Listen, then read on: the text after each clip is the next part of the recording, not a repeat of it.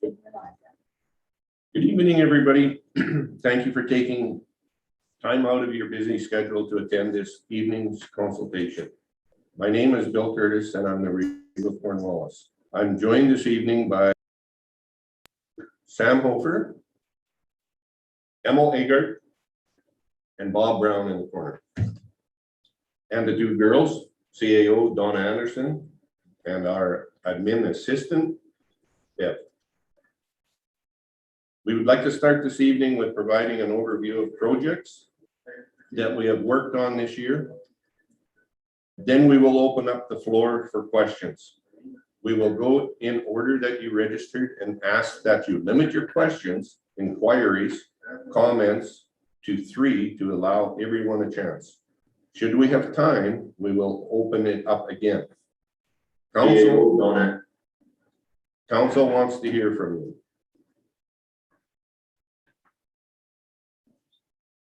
People? Yes, please. Okay. Some of the projects under transportation and drainage, Cornwallis worked with a company called Next Gen Drainage Solutions and installed tiled drainage on 344 Road 105 West for approximately 2.5 miles and another quarter mile on Patricia Avenue. The purpose of this tile job is to drain the moisture from the roadway and put it in the ditch to prevent frost boils. We have a short video to kind of give the residents an idea of what this process looked like when they were doing it. So we'll try and run this video to give you an idea.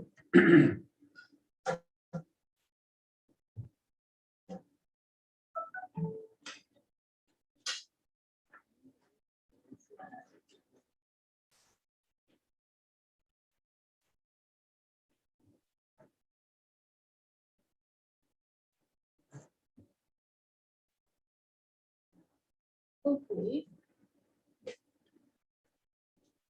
We won't get to see if everybody can see it or not.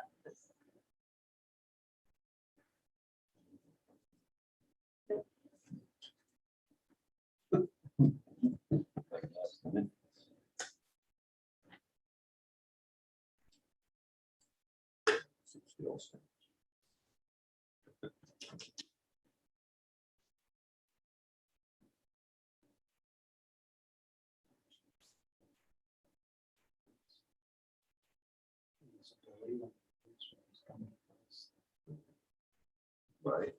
Yeah. It was almost like that minute or something. Yeah, that was you.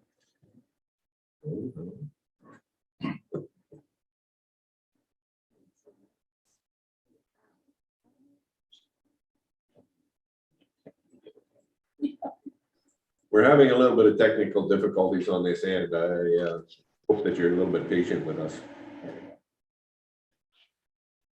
Please let me know if you were able to see that video.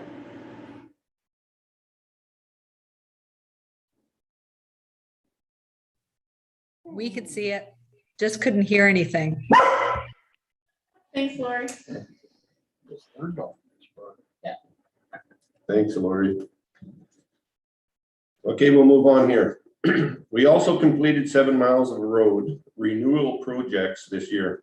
2 miles on Laurie Road, 2 miles on Spring Valley Road, and 3 miles in the Brandon Hills, 2 on 17th Street, and 1 on High Country. Bridge repairs were completed on 344 Bridge last spring, and work had begun on the First Street Bridge repair prior to the thaw, but will be completed following freeze up. What I would like to do is pass it over to Sam to talk about Chater Water Treatment Plant and the utility waste water. Okay. Take it away, Sam. Thanks, Bill. I'm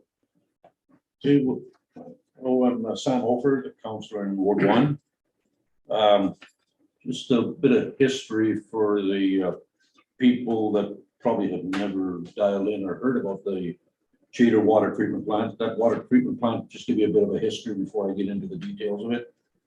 Was built in 1990 by the residents of Chater. They paid 1/3.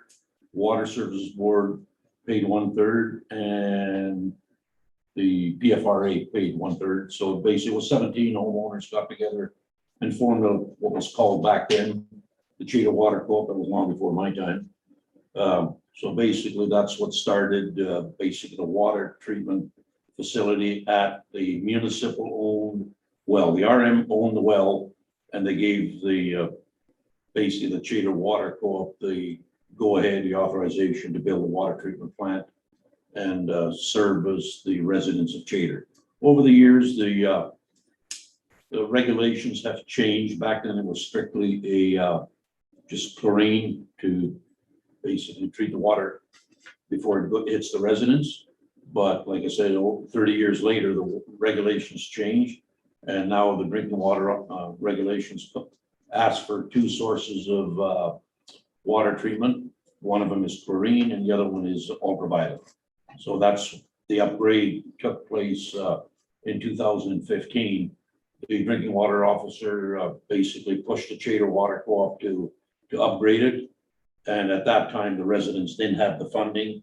When a co-op normally doesn't get access to funding, it has to go through the municipality. At the time, Reeve was Reg Atkinson, and he said the best way to do this, because Chater was growing. There was a developer out there with, at that time, I think 45 or 50 lots. And the co-op said, well, we don't have the money to upgrade that plant. So we basically gave it for, I should say, sold it to the municipality for $1. The municipality had full control and basically have run it ever since. So basically it was an upgrade that took place about I'm going to say roughly $300,000 upgrade, and lots of capacity for that little plant. And basically what's in that plant is basically things run too smoothly we've got a supervisor out there, Bill Dwyer. He's a resident in Chater. The water has to be tested every day for the green content, and a sample taken every 2 weeks by regulation have to be sent to Winnipeg to get it analyzed. And basically, we've done numerous of upgrades, minor upgrades, what I would call, since the municipality took over in 2015. We've installed computers, so Bill can basically go online and look at the temperature in the buildings, the water pressure, the flows, etc., heat in the plant in the wintertime, because Bill has a full-time job in Brandon, and there's just not enough funding to have a full-time operator there. So that's what the operator does. And back in I would say 2000, and I'm going to say 2017, 2018. He's a licensed operator too. Yeah, that's right. So good point, Bill. Bill Reeve just reminded me, he's a licensed, he's took all his training to operate for a municipality to operate a plant like that. You have to be a licensed water treatment operator. I think he's done 2 or 3 levels already.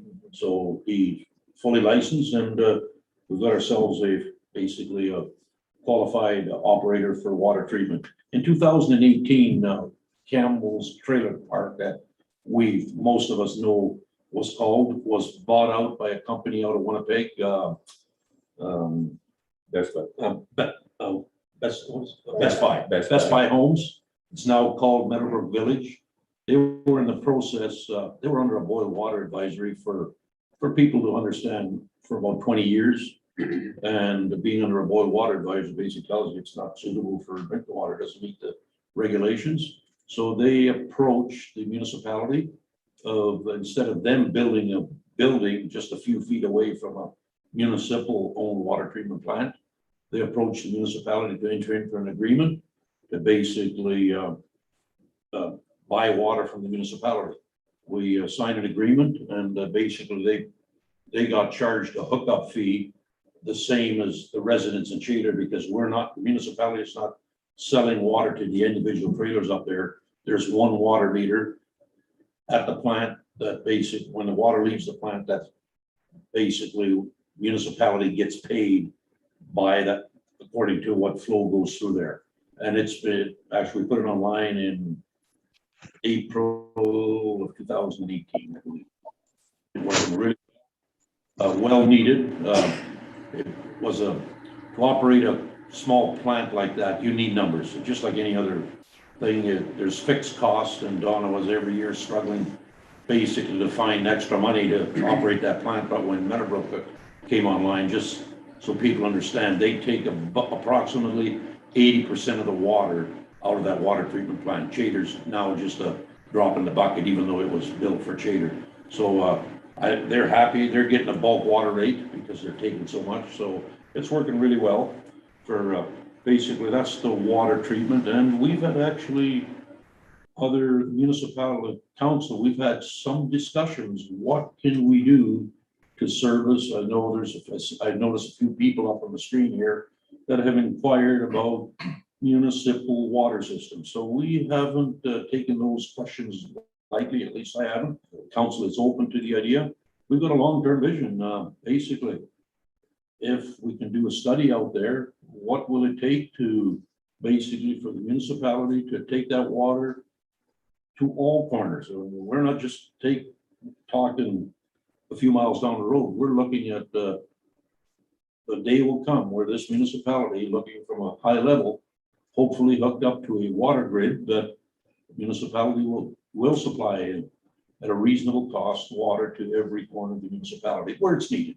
Over in Spruce Woods and Shiloh, I mean, don't get me wrong, it needs to be good drinking water, but there's other areas in this municipality that the water just isn't there and the quality is terrible. So we're looking at what can this municipality do to take it from Chater to the south side of the Brandon Hills and back up to Grand Valley. So we're going to be working very closely.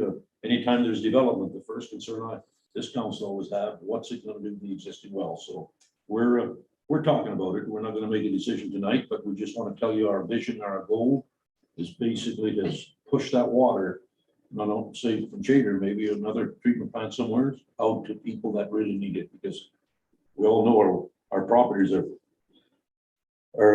basically going to be a ghost if we don't have water out there. We don't want to ruin other people's wells by just developing in areas.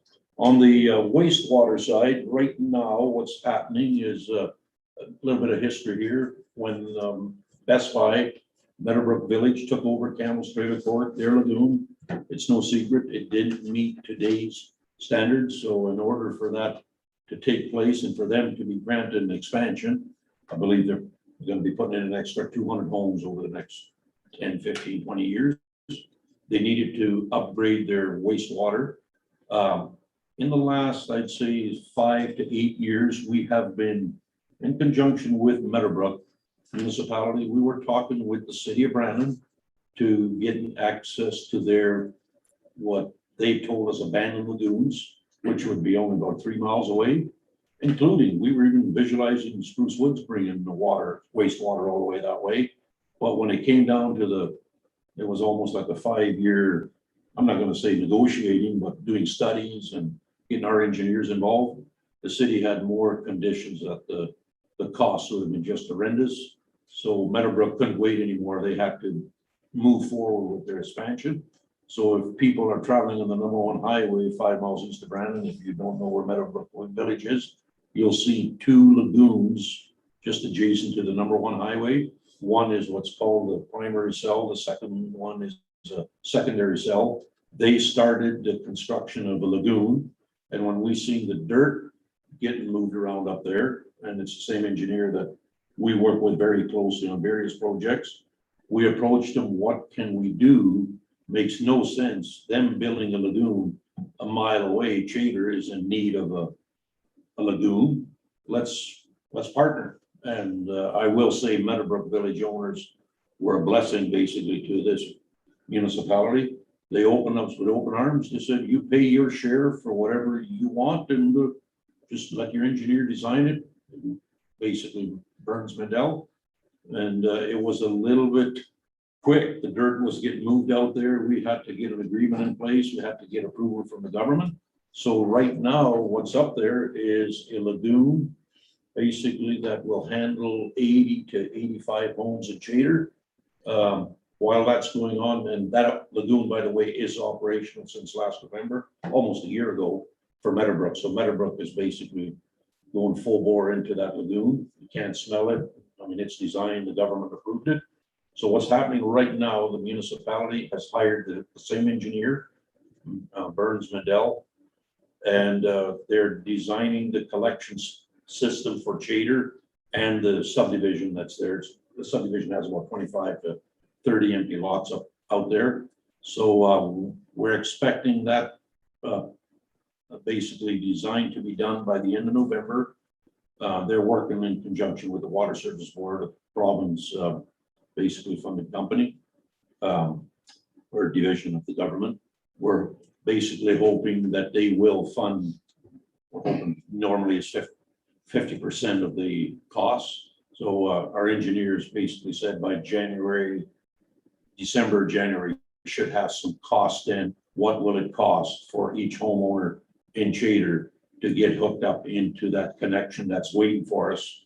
And it's not Chater connection, it's a municipal connection, because there's other people in that area that might down the road might take advantage of hooking them in too. But it's looking really good for a little community that's in Chater right now. I think, just for everybody's information, I think there's about 15 or 17 homes, big homes, nice lots and all that, but they're hooked up to a septic or to a holding tank. They can't have a septic field, and any septic field in Chater that's gonna basically exhaust or die, whatever you want to call it. The government will not allow anyone to repair a septic field. They have to immediately go to a holding tank. So that's where that project is on right now.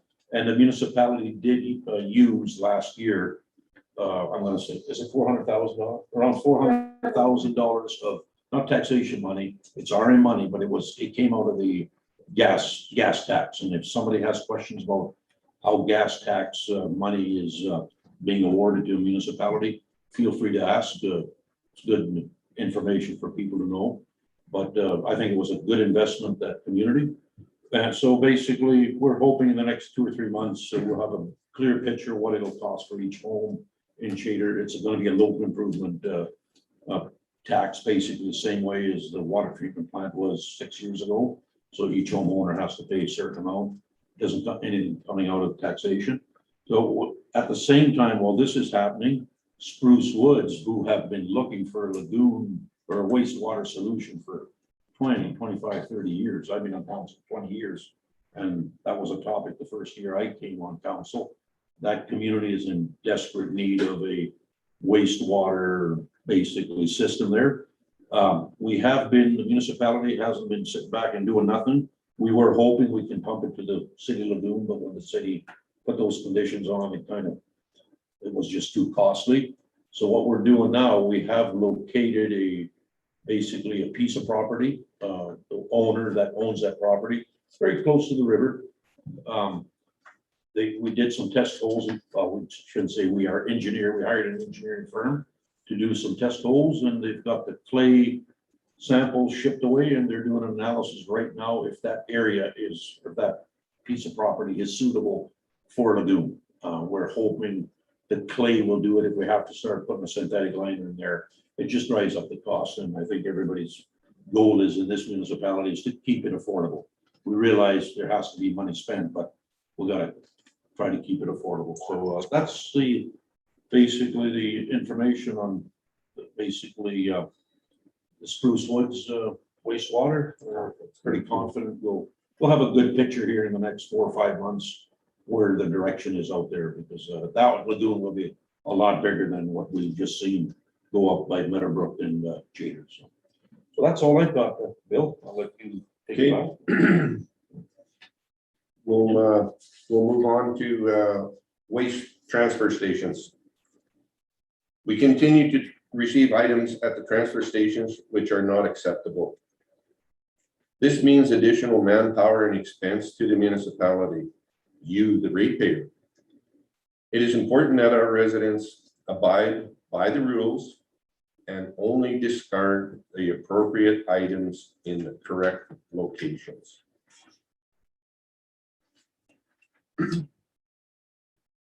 Due to the proximity of the burn pit at Richmond Transfer Station, we have opted to discontinue the practice of burning wood. We will be mulching the wood into a product that our residents can use. There is a supply of mulch at the Richmond Transfer Station right now. Feel free to take your containers in and pick some up, obviously when it's open. One of the reasons that we opted out for the burning at Richmond is a couple of items. Excel is a big building that's right next door to the transfer station. And if the smoke is the wrong way, they have to shut the building down and send the workers home because we smoke them out. The second thing is because of environment, we have a hard time getting rid of the burnt ashes. Nobody seems to want to take them anymore. The city doesn't want them. So we do not need to get into an environment hazard by creating one ourselves. So the big thing is I hope everybody respects council's decision, or if they've got some different ideas, that's, I'm hoping, what this will generate as well. So we'll move on. Oh, do you want to play the video? We've got a short video of the mulcher that we had at the transfer station on Richmond already. So we'll see if we can, just bear with us, but we'll see if we can get that going for you. You know what, I think It's okay, just. Yeah. But the audience, Yeah, you've seen it already. So I'm not sure what I'm gonna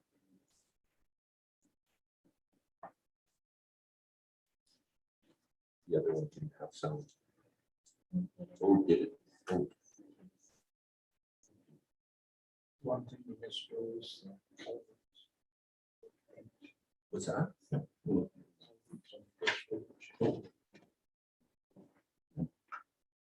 You can-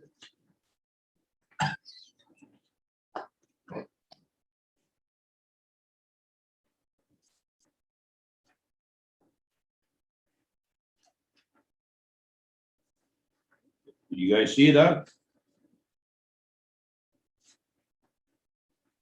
Everybody, Yes, we did. pretty big machine, eh? Now, is that municipal owned or is that a rental? That's a rental, Al. We contracted that. I'll make a comment here, folks. I know there's quite a few here. If you know of people, spread the word. Those transfer stations are actually starting to cost quite a bit of money to operate. I mean, if people see the numbers, so that machine was brought in to mulch and to, like Bill explained it really well. But I'll tell you, council and the ratepayers, I'm gonna say, get our act together to basically stop what's been going out there. And I'll speak for Bill maybe here.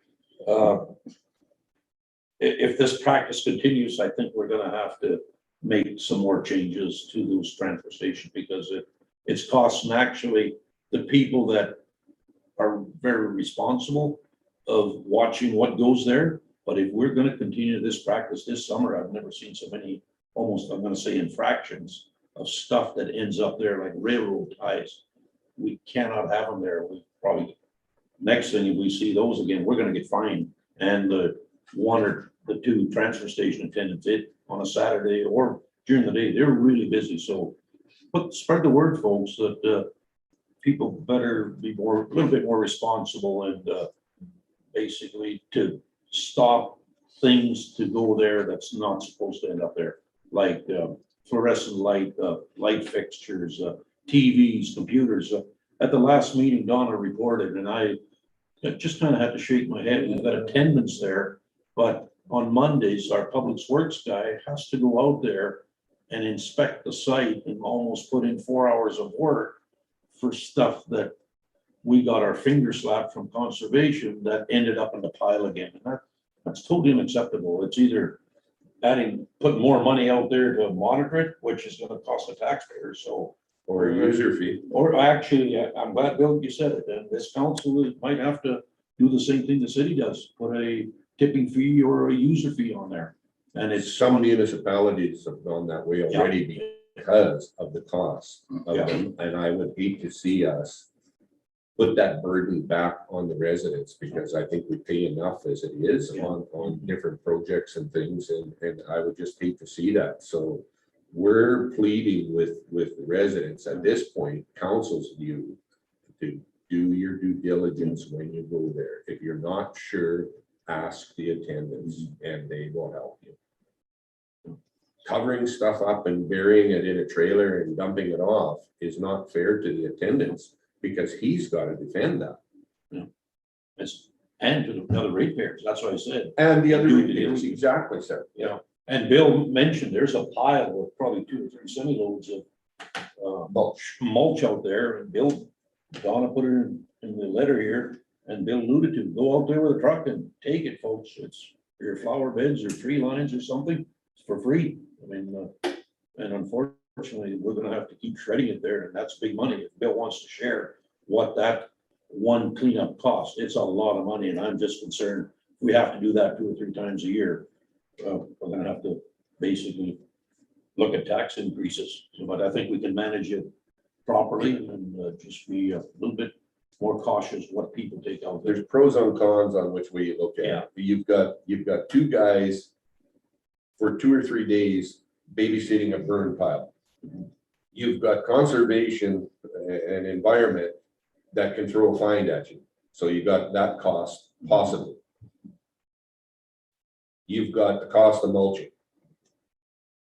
We need some direction, and maybe what we could do is try and figure out on our website. We'll sit down one day and figure out itemize what our fines have been, what the cost is for burning in labor, and then what the cost of the mulching is. I don't want to give any false information out with what the cost of the mulching was just yet, until you have all the information on what the other aspects are leading up to that.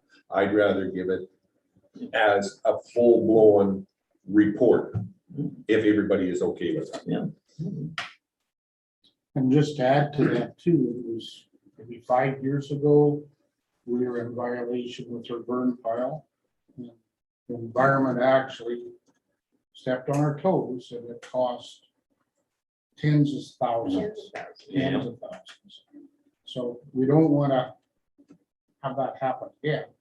And we're burdened with more expense. Exactly. It kind of throws up a red flag too, Yeah. right? Because now they earmark us, oh, what are they doing now? And I know there's residents probably out in the Spruce Woods, Cottonwoods. I'm actually in Chater, and we get curbside pickup. I'll tell you, that's a good thing for the municipality and for the homeowner. There's people in Grand Valley that would love to pay that $240 a year for basically bi-weekly pickup for recycle, and the weekly pickup in the summer because of the smell and the heat. And in the wintertime, basically, it's twice every second week, that garbage. And I'm definitely gonna have a discussion with council, should we be looking at maybe broadening and traffic to the transfer station so it can be managed properly. Like if people are bringing 1 or 2 garbage bags there, maybe we could ask the contractor, what would it cost to go a little bit out in the country, just to manage it better, because we're gonna have to do something. That the cost of the last 2 years, like Bob said, it was a $20,000 fine. I'll be blunt, and that's a hard pill to swallow when we as a council have done nothing wrong with administration. It's just that people are hiding stuff when they dump it there. So we'll need your help, folks. Maybe we'll get a better direction. Yeah. We'll I want to back it up a little bit here. I missed one item that we've done for projects. We had 5 large diameter culverts replaced this year, which had failed. 1 on 66th Street, 2 on 50th Street, 1 on Patricia, and 1 on Courage Landing. So moving forward, we have a 5-year capital plan that we kind of have got a bit of an outline. The 5-year capital plan is blueprint for which council looks at upgrading capital infrastructure. This plan is always open for modification and change as needs arise. This plan is adopted by council and forms part of an annual budget. Items which are currently on the plan are administration office heating, cooling, shade or wastewater, police cruiser replacement, grader replacement, Spruce Woods wastewater, office computer replacement, public works truck replacement.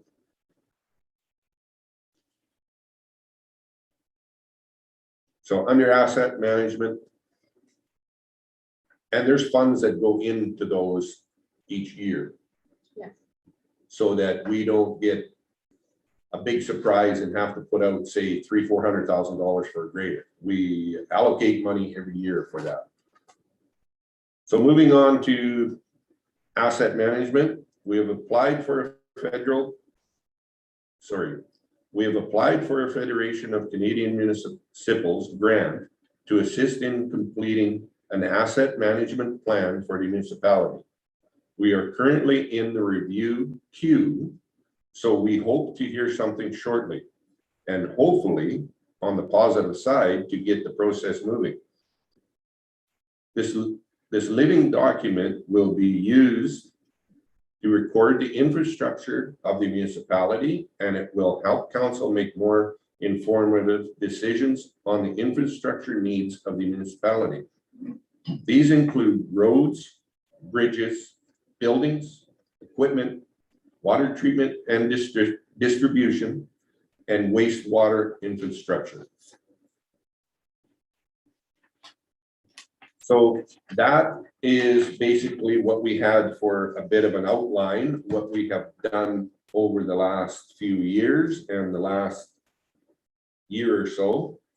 What I would like to do is, does anybody on council want to add anything to that before we open it up for questions? No, I would like, I've got a few things at the end, but I'd like to hear from the resident. Okay, so we will be doing it in order that you registered. And we'll limit it to 3 questions for now. And if there's still time, we will open it up again. And we will check the chat box as well, so if you, There's one in there. yeah, if items get put in the chat, that's good, we'll, we will view those and council will be able to answer them if they have the answer. Are these in order? Okay, Well, no, some of them haven't joined us. okay. But the first one on the list then is Andy and Olivia Neufeld. If you have any questions, please unmute yourself and ask away. Can we defer for now? Sure, we'll come back to you. Thanks. Okay. We had Bryce, which I think is probably Sarah's phone. Bryce Reynolds or Sarah Reynolds? I'll just defer for now as well. Okay. There might not be time, you guys. How about Lori?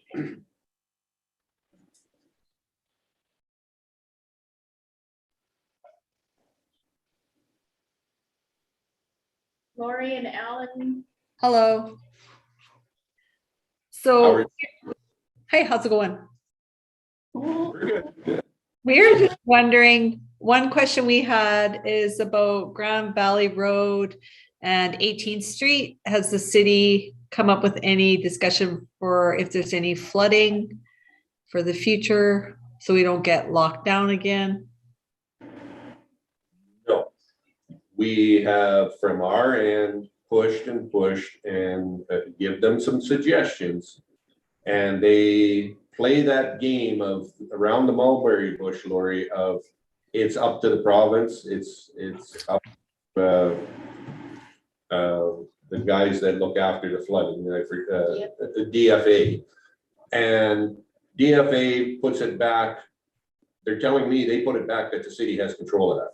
So I've made a few suggestions with the individuals there at the city. We've had meetings and we've brought that up at the meetings about doing a horseshoe effect so that we can drive over it and still have room to park for the intersection to make it safe.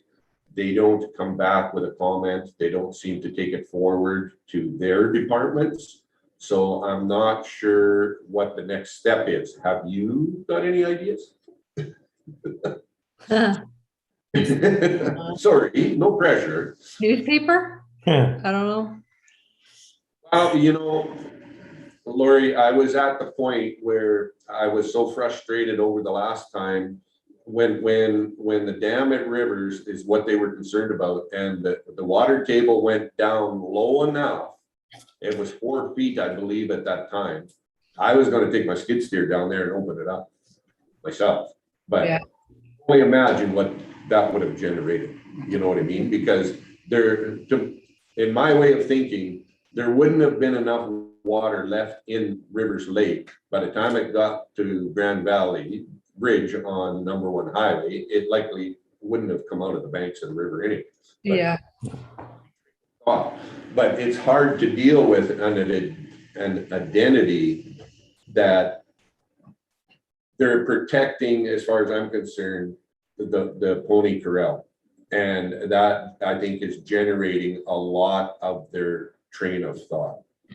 Unfortunately, they let them build there. That wasn't our residence. Now we suffer because they created that problem, and we have a part of that suffering because of their decisions. And I totally do not agree with it. But it would be in their best interest to make a permanent structure, like you said, whether it be a horseshoe effect or they like drive over it and not have to keep doing this every time it may or may not flood. Cost them way more money. I totally agree with you, Al, but right now, I wouldn't want to live in that city on the way the city fathers are doing certain things. Like they've got 2 pumps on First Street pumping out, I call it Jacobson Lake. There's no reason for that. That was supposed to be a temporary project as well, till they got the infrastructure in. That's coming up 10 years, I believe, or just over 10 years. And they are working on it, but I just don't want this to be the same idea. You know what I mean? If you want to get together with me and we'll write some stuff down, I can come to the store and we can figure out, you know, to make up something for a presentation. I'm all for that, because I would like some input from the people that live out there. My biggest concern is the response time on fire and rescue for an ambulance. We've got a resident, I'm not sure if he's still out there, but he was out there at that particular time that I want to say is around 95 or 96. And his family was really worried about the response time on the ambulance. And I totally agree with him. And I pleaded with Mr. Crest, and it was like it was falling on deaf ears. You know, again, if it's not to deal with the city, it doesn't seem to affect them, and it doesn't hit home with them, you know. But just let me know if you want to get together anytime, and we'll sit down and we'll come up with some ideas and a plan, and I'll make that presentation with it. I don't have a problem with that. Well, there's a few other residents I can talk with that I think would like to join in on that as well. That's not a problem either, Al. I say it's safety in numbers. You know what I mean? And if you want to pick a spot out there where you guys live, I'll come out there. I don't care. Okay. You can also bring backup if I can talk somebody into coming with me. Yeah. I will be in touch. Yep. I got a comment here. I know you guys phoned me there, folks, and all this went on there. But like Bill said, our hands were tied. The city didn't even offer us, and we spent a lot of grading time out there because that Hunter Road was taxed to the hilt. I think Donna put a couple of loads of dust control on. We did what we could, but I didn't see the province or the city volunteering to pay for our extra maintenance costs. So, and one thing we have, Bill didn't mention it, one thing we as a council have talked, if they're not gonna fix that solution, maybe we should open the road between Hunter and Braycrest and send all that traffic into the city that way. That might stir up a hornet's nest, because those people on Braycrest might not like it, but hey, we gotta get our people response time from emergency out to your area quicker than driving all the way around. And we were at least 3 months, I believe, this last. Oh, at go around. least Yeah. that, I would say, if not I longer. agree with Bill, it wasn't called for. That lake was down, it wasn't even coming over the cement. We're still having it. It was down 4 feet from the Yeah, spillway. so, like I say, it's frustrating, but maybe long-term we can connect Hunter and Braycrest. That might get the city engineers a bit excited. When we put the infrastructure in for the water, Al, we'll look into that road. Yep, that's a really good idea. I like that one.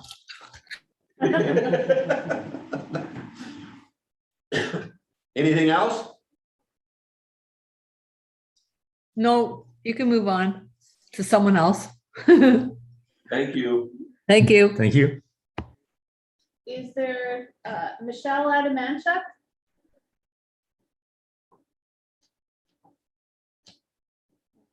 Rustum? Devin Bradley?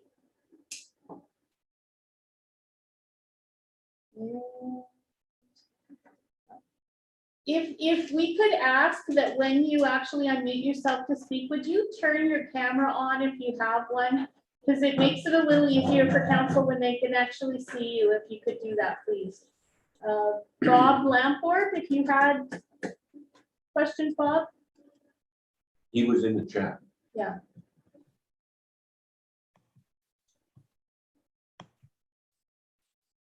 Okay, no, I don't really have a question other than what I put on the chat about the people dumping stuff. You know, if you put a fee on for taking stuff to the dump, and there's products that they don't want to pay to take into the city, they're just going to dump them in a ditch someplace, or what are they going to do with them?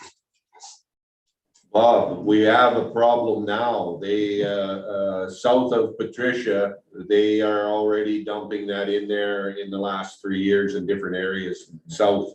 It's a spread out area for residents, and the last pile of garbage I noticed was, I'm presuming it was 6 big bags of leaves.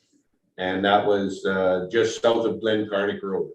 And I take my dog out there to run them, and I've always told the boys, if you've got time and you see this stuff on the side of the road and it's not heavy, you don't need help, stop and pick it up. I was going to stop and pick it up the one day, and it was gone already. So I'm presuming that the boys have done their jobs, but you know, it makes it to a point where I totally agree with you. We have to be careful what we do. We have to keep in mind this kind of stuff going forward, because we could have that much more stuff in the ditches, and we don't need to make our employees work any harder than what they already are. They've got enough work to do, like, you know what I mean? So Yep. I agree with you that we will definitely keep that in mind, and that is a very good point. Okay, so the other thing is, so that if we do have something that's that wouldn't be acceptable in the municipal dump, our only other option is to pay to take it into the city. Well, there is a few things there that the city has to take that they will not charge you for. Paint. You're talking about e-waste and that sort of thing, Yes. right? Yeah. Yeah, But I'm just any- talking about other things that are maybe sort of considered hazardous or whatever. Well, we can take it at the dump, but it can't go in the burn pile. Okay, Sorry. No. we can't take it. Well, that's what I understood, yeah. Right. Like you take railroad ties, a good one. They go into dumpster. We shouldn't even have them there, No, I agree, Right. but I think but maybe that's that, our only choice. yeah. And so then we pay the city a tipping fee Mhm. to put those, you pay the city a Yeah. tipping fee through your taxation for us to get those railway ties that someone has dumped there that shouldn't have taken them. So Taken that, Care of. so that we can get taken care of, Right. yeah. We're not allowed to accept that type of waste or construction and demolition under our license. The last thing, Bobby, you know, on few more violations, they might just say, folks, close the door, you can't manage it. And we're doing our best. Terry's doing a great job out there, counsel our employees. But when people sneak in at high traffic volumes there, basically hiding stuff and go and dumping it, then our employees find it after. Well, like I say, Bill was the one that mentioned user fee, but you're paying already, Bobby. Yeah. Whether it might not be called user fee, but Donna alluded to, it's a tipping or through taxation, we're paying through the nose. So like I say, it takes everybody's effort here to think up and come up with a solution. A constructive solution. Yeah, exactly. Okay, and my last question was, there was a report that was supposed to be generated back in the spring, I think, regarding the truck and the trailer and all that sort of stuff. Whatever became of that? The delegation came to council, and Donna and I answered the questions that the delegation brought forward. I don't know if you were part of that delegation or not. No, I was not. We don't see who is on that delegation, other than the person that brings it forward. So none of us get to hear about any of that then? I mean, we could send you a copy of the letter that we sent to the person.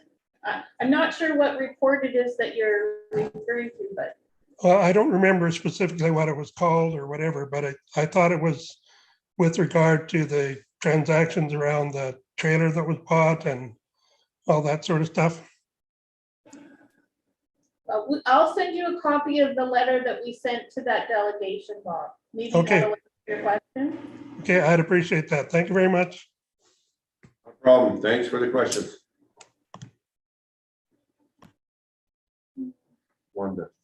Wanda Brine?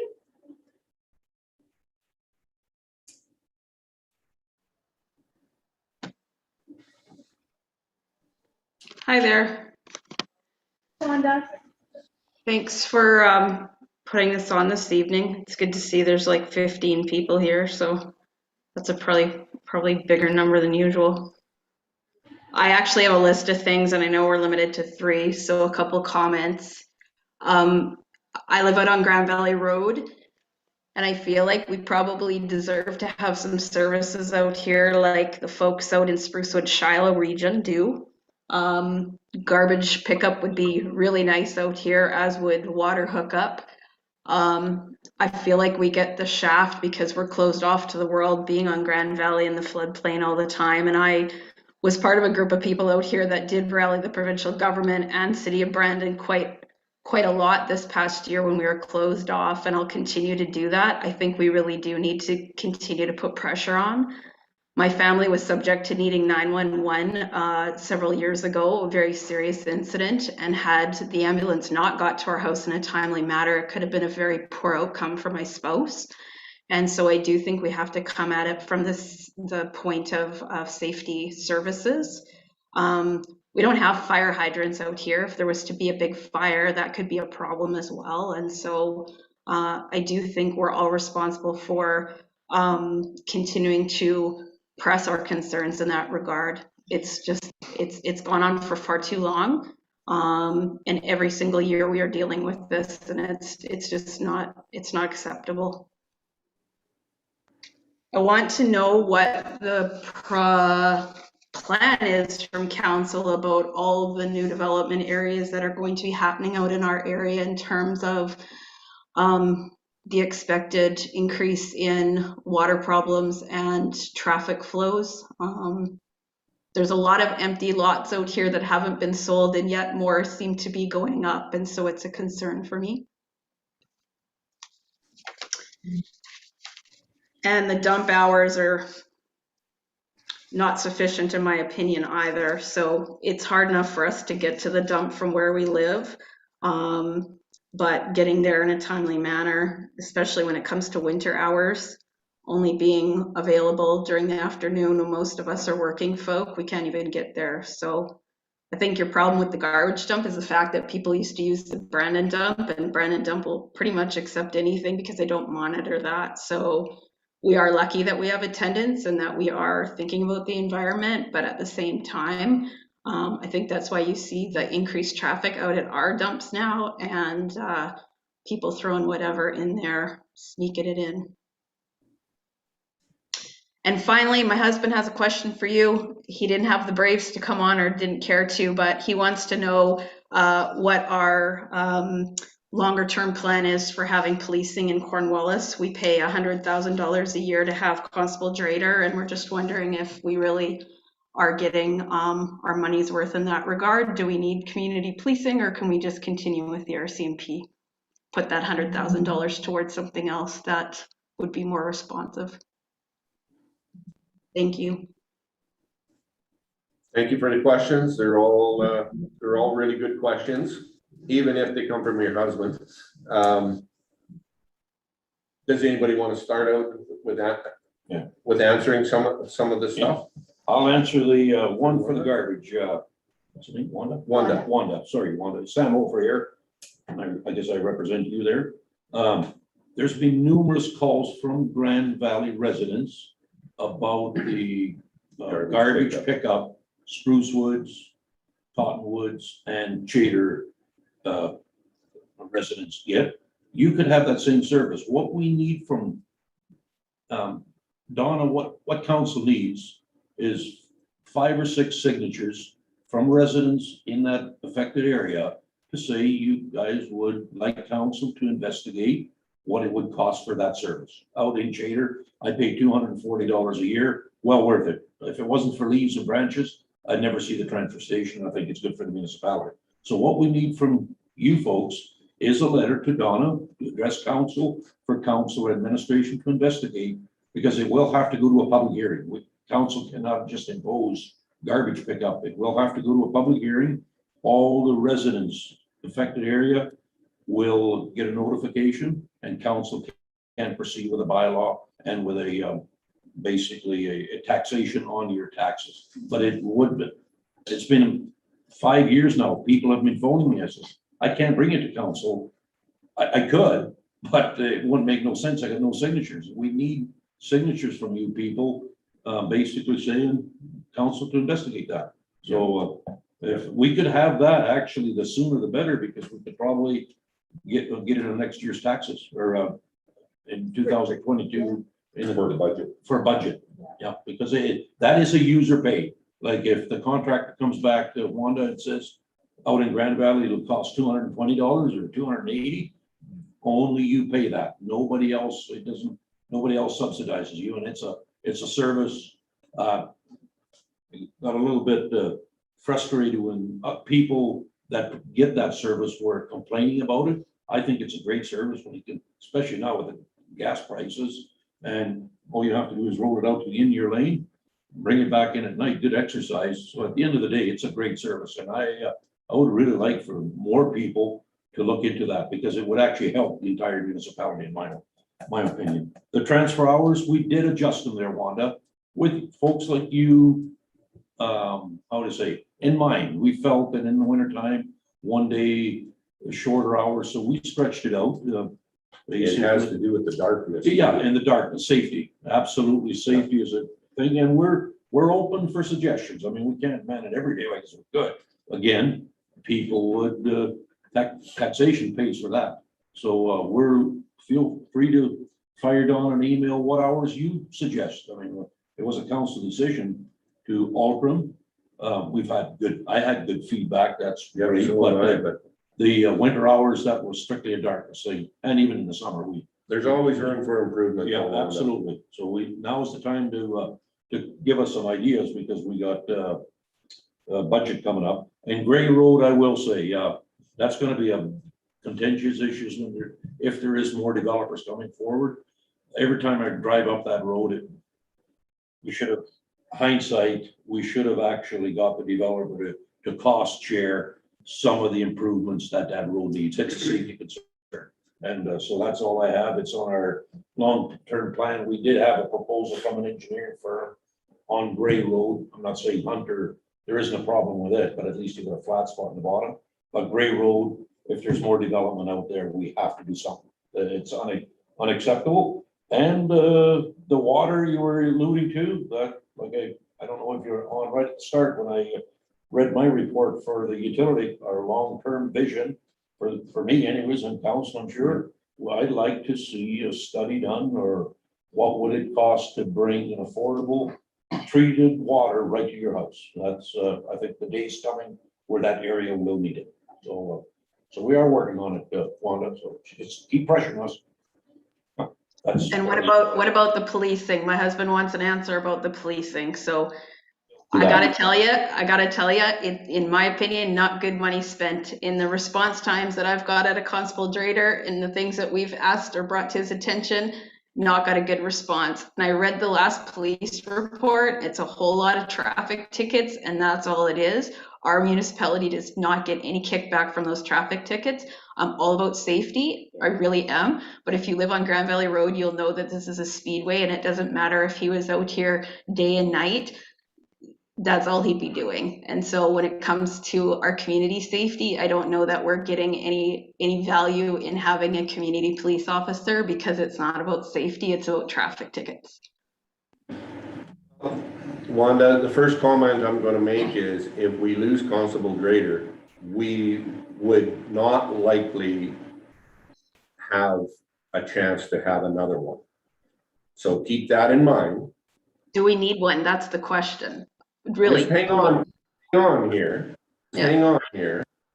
The RCMP are so short in manpower right now, their response times are 1 hour to 2 hours long, depending on the distance. They are sharing people from Killarney for Brandon Blue Hills.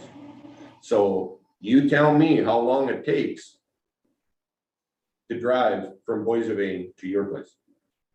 That's what your response time would be if there was a problem. Okay. The second thing is, we do get revenue from those speeding tickets and all of that stuff. It's not the municipality's court problem that the court sometimes reduces those tickets. That's up to the provincial court. That has nothing to do with Constable Grader. So the more you see him out there, the more you see him stopping people.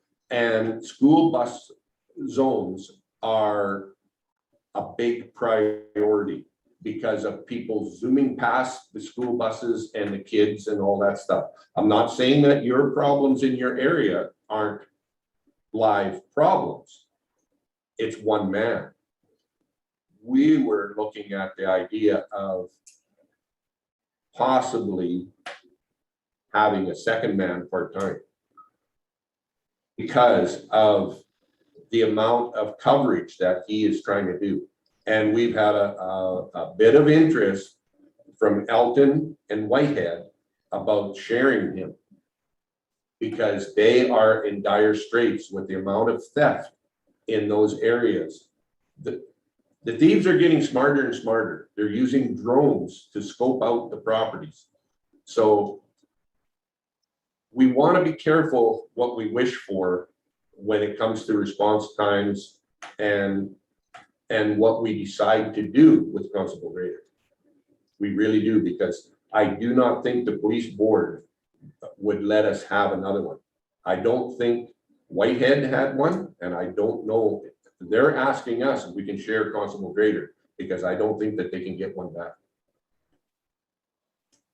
Well, It's his lack of enthusiasm when you do call and ask him to help that's a problem for us, actually. So response time or not, it depends on what mood he's in. So I'm just going to leave it there. I again think that we've had good response from our CMP and probably less good response from him. So that's our feedback to you as our council.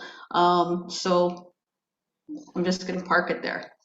Okay, we appreciate the feedback and the questions, and we will take that up to move forward to give everybody else a chance, but we'll leave it at that. Let's see. Thank you. The next person I have is Lena. If Lena's on the line, and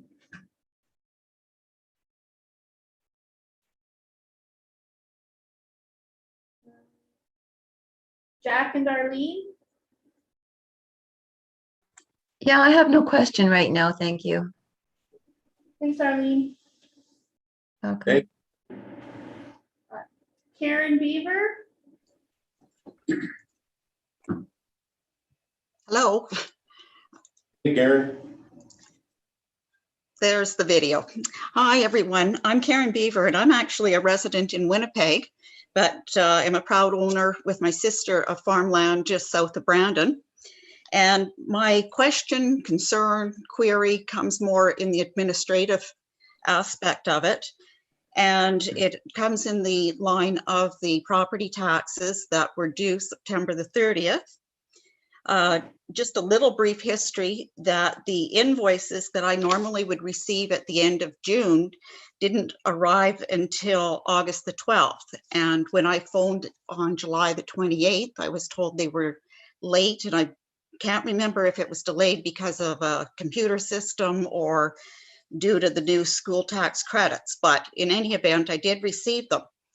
On the 27th of September, I mailed from my local post office in Winnipeg a check to pay my taxes. And because I worked for Canada Post in customer service, and I also worked in finance at customer service Canada Post, I kind of know how the mailings go. So as a result, I had them postmark or date stamp on the envelope when I actually put it into the mail. Yesterday, I called the office to find out why my check hadn't been cashed, only to find out that it hadn't been received until last week. So that's 3 weeks that my check was somewhere in the mail, or it may have been misplaced. I don't know. It really doesn't matter. The fact of the matter is, my envelope was postmarked and date stamped in due time, and with every good intention of having my taxes paid on time, but only to find out that I am in arrears and received this, I'm going to call it like a Walmart cash register receipt with a bunch of circles on it to show that I owe the 1% for being in arrears. So I'm a little disappointed because when I inquired about this, I was advised that the checks or payments are not considered received until they're actually posted and received in the office. But based on my good intentions and the late post office delivery, I'm now being assessed a penalty. So I'm a little disappointed in that. It's not the $44. I can well afford it. It's the principle of the thing. When I pay my tax for income tax, if I take my envelope to the post office and have it date stamped on April 30th, that is considered to be paid on time. So I'm a little interested as to why my payment is considered late when it was indeed in the mail in time. And the other thing is, this cash register receipt didn't give me any information, and I sort of expected a dunning letter or something to indicate that I had owed some money. So that's my question, query, or comment for the day.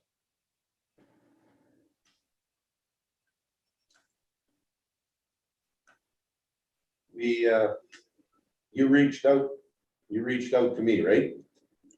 Yes, I did. And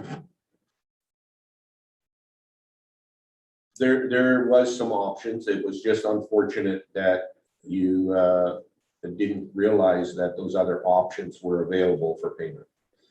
As we, Well, it's not a matter of realizing those options were never offered to me. they are on our website though.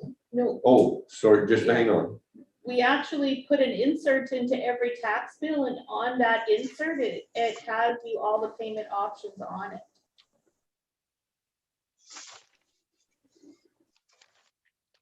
If you're meaning this yellow piece of paper, On the front page, cash, check, debit, e-transfer, telepay. Okay, so that is something new, which I did not see. But that's fair enough. and unfortunately, the municipal act is very specific for us. So when we post a penalty, we can't pick and choose who we post a penalty to. So if your check, as an example, was dated for September the 27th, the envelope was, if we don't get it from Canada Post for 2 years, then are you expecting that we wouldn't give you any penalties for 2 years? No, but considering that I had been in communication with your office on a couple of occasions, I kind of thought, well, gee, that kind of demonstrates that I'm a sincere taxpayer here.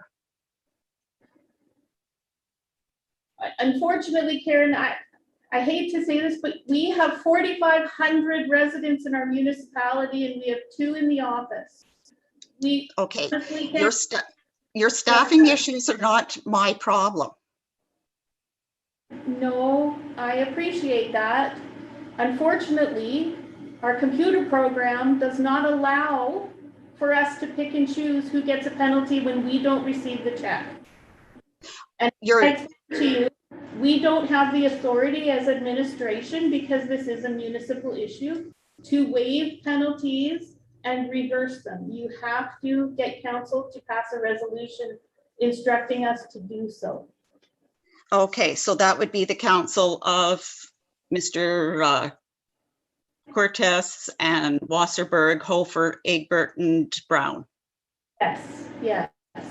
Okay, very well then. I just wanted to bring that out there, but I'm also concerned with the invoice, if you will, and it really didn't describe very much as to what was expected of me, other than the circles around there. And if I hadn't had the conversation with you yesterday, I wouldn't have known necessarily what to do. So I thought perhaps a proper dunning letter could be constructed for those who are perhaps in arrears. That's a good suggestion. And I gotta tell you, we would be sending quite a few of those out on a daily basis. So that's not the only fine. Yeah, no, we just need to communicate the expectations, that's all. And I thank you very much for your help. Is there anything else? No, thank you. Okay. We're going to take this up, and well, you can find out when our next meeting is on the website, and then you can. No, Karen, Sorry. our agendas and minutes actually aren't working on our new website, so please email me by November the 10th.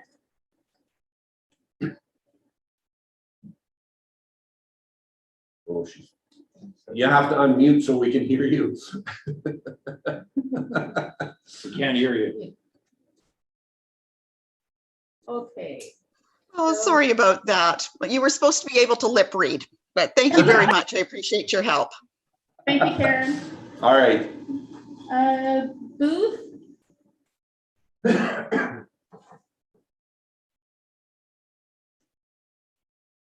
Did you have any questions, Booth?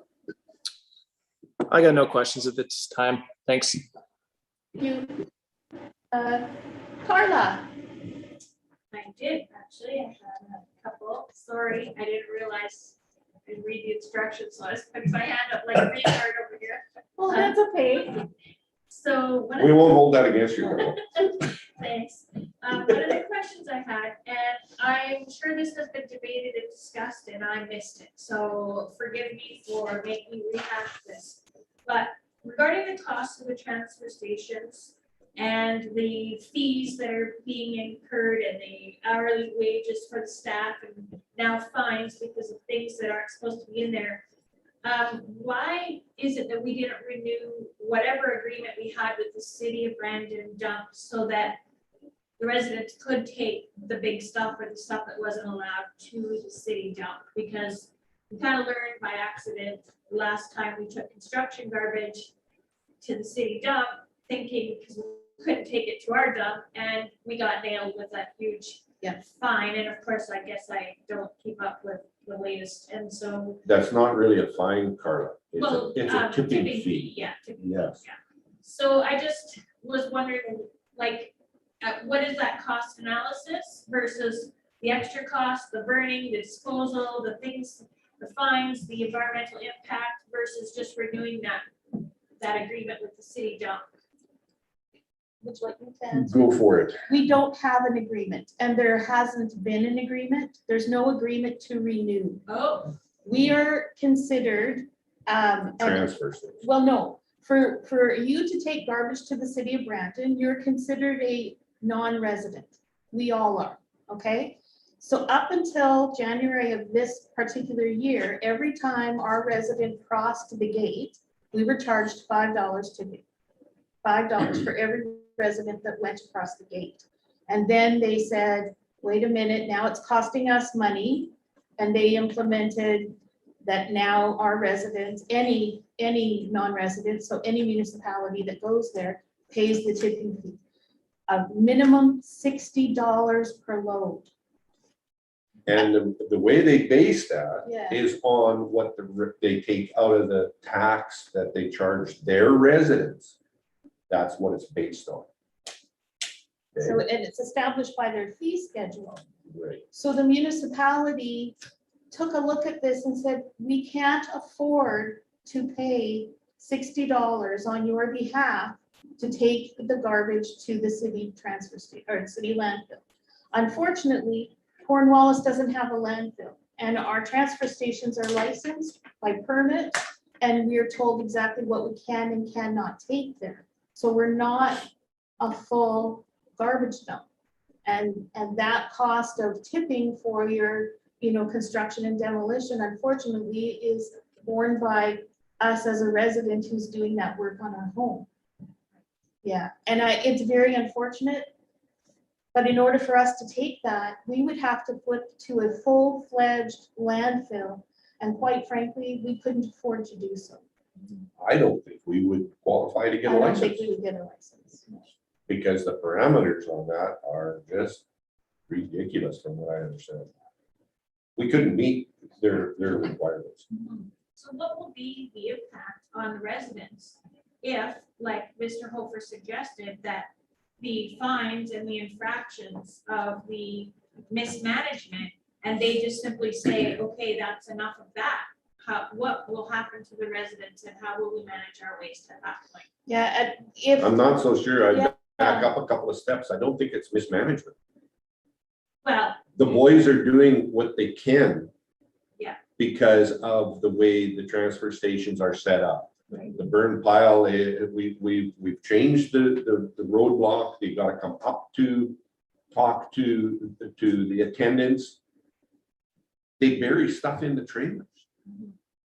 They can't be from here down to the municipal shed and see what you're doing when somebody else is up on the hill dumping in the dumpsters. And it just makes it really hard. So we're at a point where do you add another person for the burn pile and one up on the top? Or do you trust your residents that they're going to comply with what is supposed to be there? I think we're going to, at this point, trust the residents to put out more, maybe more information and get them on board with what's supposed to be there and what's not supposed to be there, so that we don't run into any more problems. Because it's not just the employees at the transfer stations. When our employees, our public works person goes and checks the transfer station after every time it's open, he has to sometimes move stuff from the burn pile to the dumpsters. That takes time. It's a hazard on his health because of how heavy the stuff is. We don't have the equipment to move that stuff around. So what do? Do you do by hand, 2 guys or 1 guy and hurt yourself? Or do you go and rent equipment? Now it's more money again. So we're at that point where we need some instruction for our residents to get on board, basically. I don't know how else to say it more politely. Okay, fair enough. Appreciate that. And thanks for educating me because I never understood how that worked. So my second question is response time for fire in the Cottonwoods Whiten area. And so I've noticed in the last 10 years where I live, which is between Waggle and Brown on the truck route, there's been 2 fires in the mile north of me on Brown Road. One half mile will be west of me on Thompson. Last year we had the reptile gardens, another one up on Waggle Springs, and twice, once I've been evacuated from my house. And last year again, or this summer, had another fire from the tracks, got, sparks flying on the tracks. So we've noticed, particularly when the log cabin on the corner of Brown Road and truck route burnt, one of the biggest challenges in all of these fires is that they can't get enough water there fast enough. And it requires cooperation from not only Shiloh, but the RM truck and the city of Brandon trucks, and even lately now, the local colonies have been pitching in to help just to be able to ferry water back and forth. So I'm just wondering, with the high density of houses in that Cottonwoods and Whiten Road area, like to the east of me, say, or northeast of me, would it be something that council could consider with some farmland there, that perhaps one of those larger farms would consider donating a corner of property and putting in a municipal well closer to that high density housing? That's something that we could definitely put on the table. And that's a good point to bring forward, because I think the closest well to that area is on Curry Landing Road. The trader shut down for loading, government shut it down. Curry's Landing Road has it. And it's only 20 feet from the water. In that area where you guys are. Yeah, they're it's very shallow to get to the water, so it wouldn't be a huge cost, to. It'd be be high. drilled. Yep, that's a good idea. And you won't need a big well because you're in the Shiloh Aquifer. Yep. So we'll pick them up. That's a good point. We can definitely look into that because of that situation, right? And Shiloh is the one that's responding the quickest. The farmer. Well, you see, we're what's the right terminology? We're kind of in a queue. So it depends. Our water truck, the big water truck, the Cornwallis Alton one, is always dispatched from 13th Street. That's where they keep it. So the fire truck is dispatched from the same place. So your response time could be a little bit slower depending which way he goes. Okay, because of the city realm of lights and traffic and construction and all that stuff, right? So it's unfortunate, but if the truck is out from 13th Street, then dispatch, it's a whole shot. Our water, And sometimes both will go. our water is so good and everybody in that area has such good water and readily available, shallow and all that. So you're telling me you don't want to use it for fire? No, but I'm saying having the well may be not the typical, but it is for fire. We need something big. Like I put 5 gallons a minute up. It takes a long time to fill anything with that. You know, I got a big system, but if we need one of those big systems that they can fill a water truck with all Yes. Yeah. Well, all our wells, I believe, have got the high pressure pumps in them, right? Like the high flow pumps in them. 300 yeah. gallons a minute of Curry's line is great. This is something for. Good idea. for Yeah, thought. no, it's an excellent question. And Excellent then my question. last one, I don't want to take up too much of your time, but again, another one of those things just to put out there is dust control being applied on roads where there are no residents. And so again, I know everybody has concerns about dust. I particularly live on a truck route, and it just so happens I have no trees, so I am highly affected by the dust on that truck route. And I noticed that there are applications of the calcium chloride on places where there are no residents. And I'm just thinking that that might not be the best use of the product. For example, to the east of me, all the way down the curve to 340, it's applied there, there's nobody living out there. And Okay. from the west of us, Because it's a truck route, right? Oh. On that particular stretch, it would have been because we did a high clay. That's what I was getting Yeah, at. it's a maintenance issue, not a. You not a need dust the suppression. calcium with the high clay. If it's a road that we put high clay on, you need the calcium to help bind it together. So then wouldn't that apply to the entire stretch? It just seems to miss the little bit of stretch in front of my house. Well, it all depends if it's got the high clay.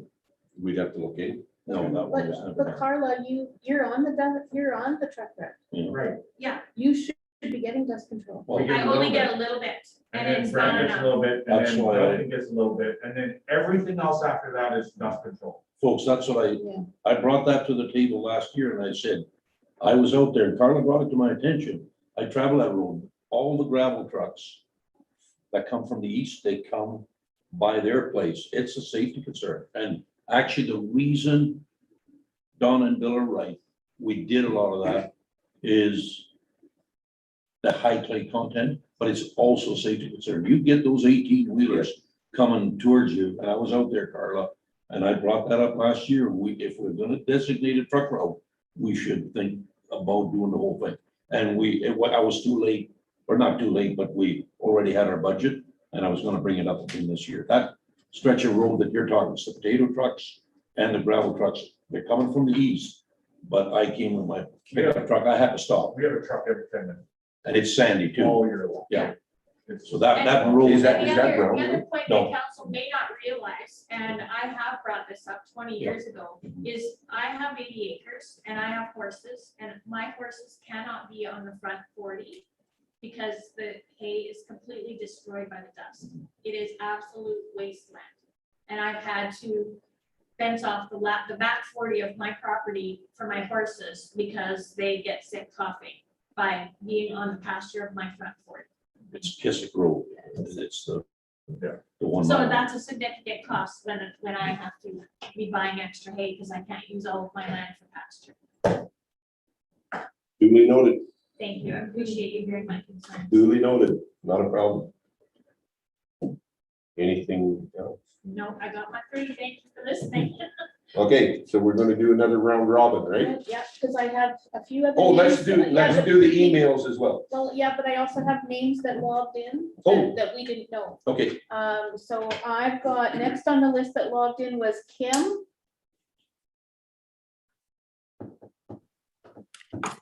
Hi, sorry, my video's not working. I just have a couple of questions regarding the 911 service and whatnot. I don't know if Shiloh or why Shiloh is no longer an option for us in the Cottonwood area. The end of August, I had a gentleman have a heart attack on my property. It took 45 minutes for an ambulance to get to my house. 911 operators couldn't tell me where the ambulance was coming from. And I'm just wondering, I ended up calling Shiloh directly, asking for them to come help. And they arrived at the same time by the time I got Shiloh's phone number. and whatnot. And again, it goes with Carla's questions regarding the fires that we've had out here. Excuse me. It's just the lack of water. And who has a key to the well on Curry's Landing Road? When we have to call farmers to come bring their diskers to come help save homes. And that is ridiculous because firefighters are telling us that Hutterite colonies are telling us, oh, sorry, we have to wait until we hear from the Reeve to get permission to go grab water. It's happened to 3 fires out in this area where a colony has said we cannot do anything until we hear from the Reeve or somebody on council. Yeah, that called, Fairway, no, Fairway will come just like that. When, Star. Blue Star, Daryl? yeah, that one, north of Chater Hillside. there, yeah, I called those guys, and, he said he has to get the call from Reeve. That's a new one for Well, me. that's a new one for us. I've That's a heard new this one for from, me. I've heard this from another municipality actually just within the last week. And they said that the reason that they have to do that is it's an insurance issue. Which I can understand. But we weren't privy to that information. No one passed that along to us. So that was unknown. So that's fair enough if that's the case, but then maybe we need to have a couple of people delegated to be able to make that call, right? Because in the event that we had one fire, I tried calling, I don't know which one I tried calling first, both of you guys. Yeah, I remember you calling And me. I couldn't get a hold of either one of you, so I called my friends at Fairway and they came. Yeah, and unfortunately, sometimes when there is an incident, because it's 911 who is supposed to call. But again, if you don't have a telephone, you're out of the service area, as a council member, you're not getting the call. They don't call us at the office, so we're Usually they're pretty good. Yeah. They get a hold of me within about 20 minutes, half an hour of them getting the 911 call. And I can understand, I'm gonna call it a time delay because they're trying to do the response on the truck slightly. And then they'll get a hold of me. And then I get things going from my end. Either I go out there or send somebody else out if I can't go. But we also, we also have, designated all the members in council have a key for the wells now. And our keys will work on any well. So the point that I like that you made is to have another well closer to that area because of the amount of population. I think that, we need to take a look at it and figure something out along that line. And I would go so far as to say that, like, Dean and I actually used to be trainers for Citizens on Patrol, helping small communities set up their community policing. I would like to see something like that would address the lady on Grand Valley's, her concerns, as well as a volunteer fire service that our communities could participate in and have like a steward that could be that second event that you're not around and engage the community in ideas and actually assisting with the problem instead of just, bringing forward the negative, but to actually be part of the solution.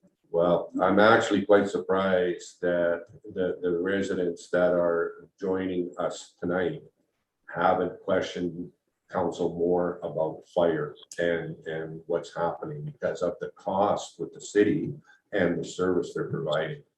The fire departments also have fobs for our wells. Yes.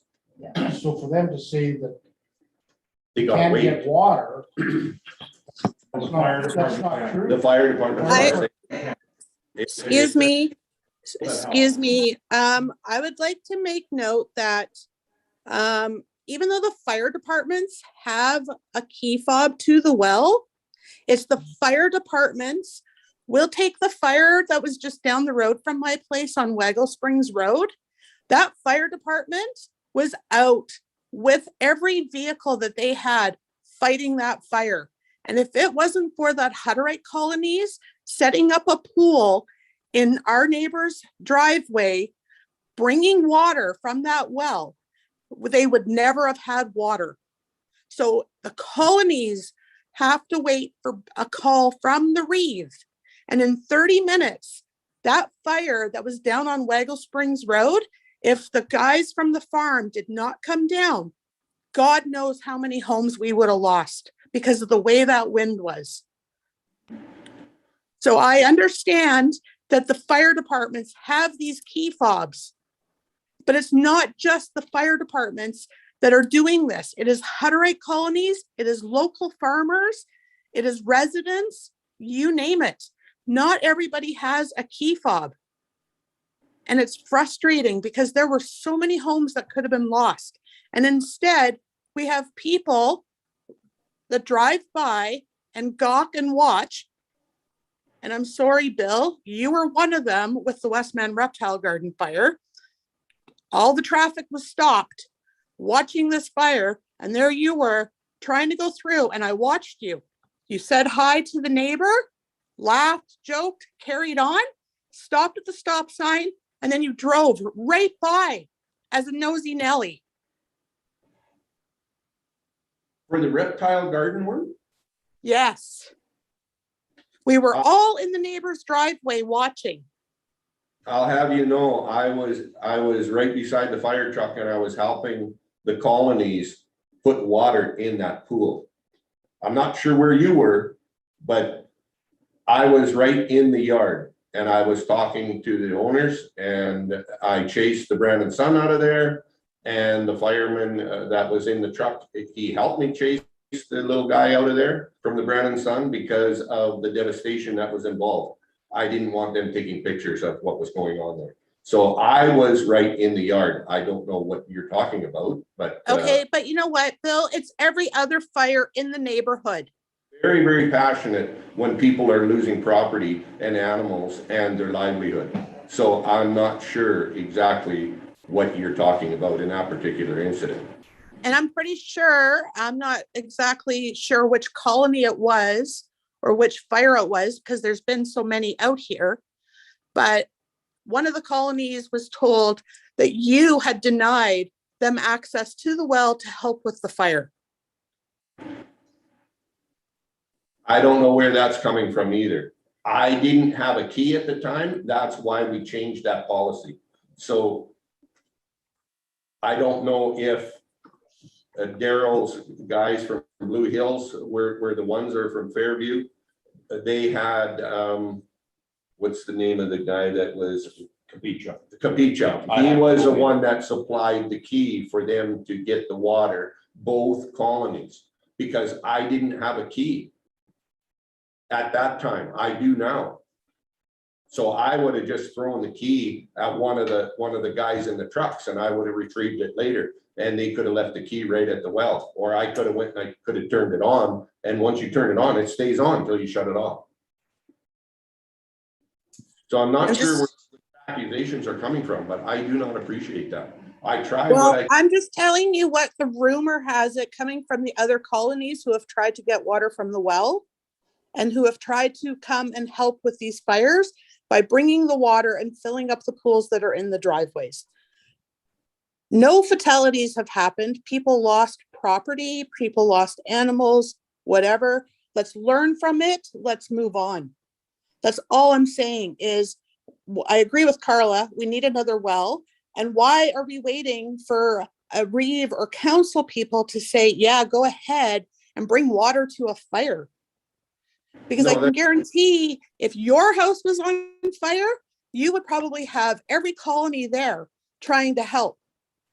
Because you have that power. Because you have access to that key fob, and you have access to give whoever you want a key fob to access that well.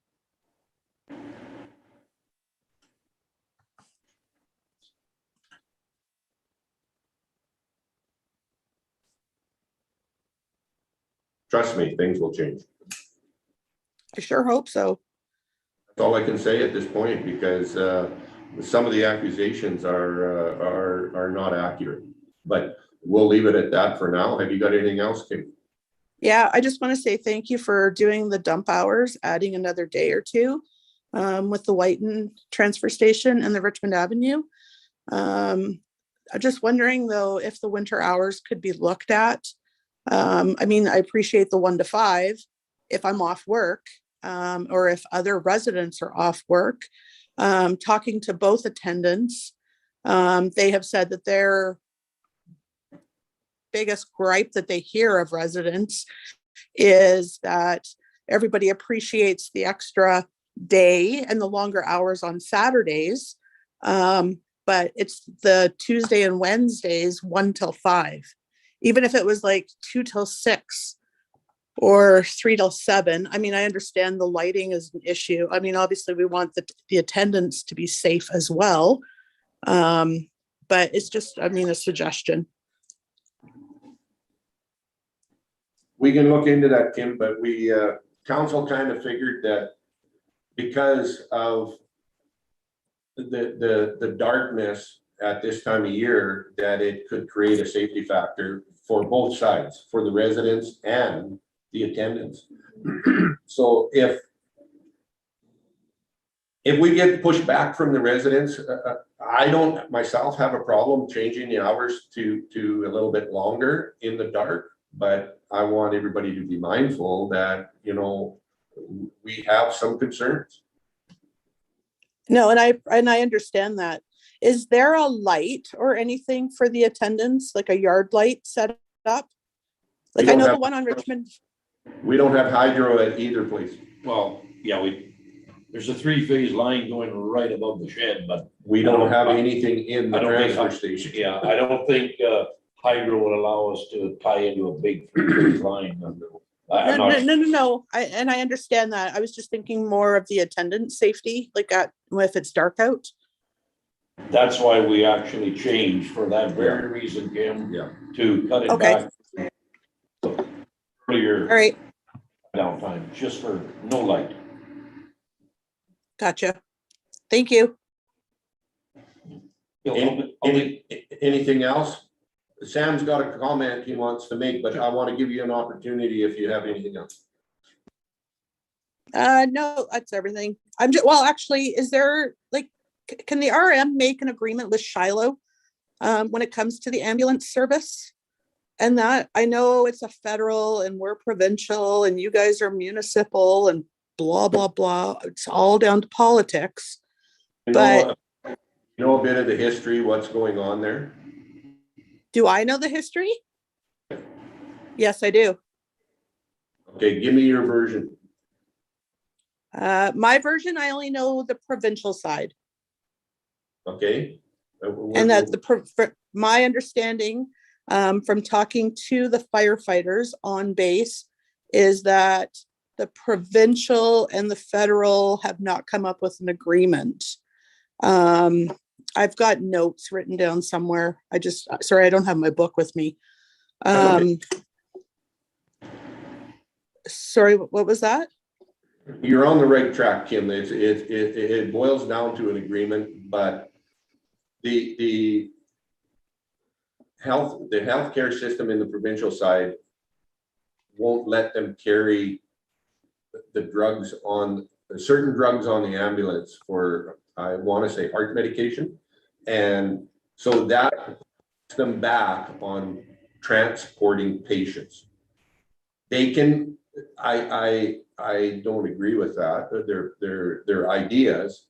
They still can be a first responder till the ambulance gets there from Brandon. But the ambulance from Brandon is the only one at this particular point that can transport individuals, patients to the Brandon Hospital or to Winnipeg, whichever need be. Right, okay. Okay, so that's the realm of that. The fire is a little bit different because of them being in that skew on the dispatch. Right. And the ambulance, again, not always has to come, we're told, doesn't always have to come from Brandon.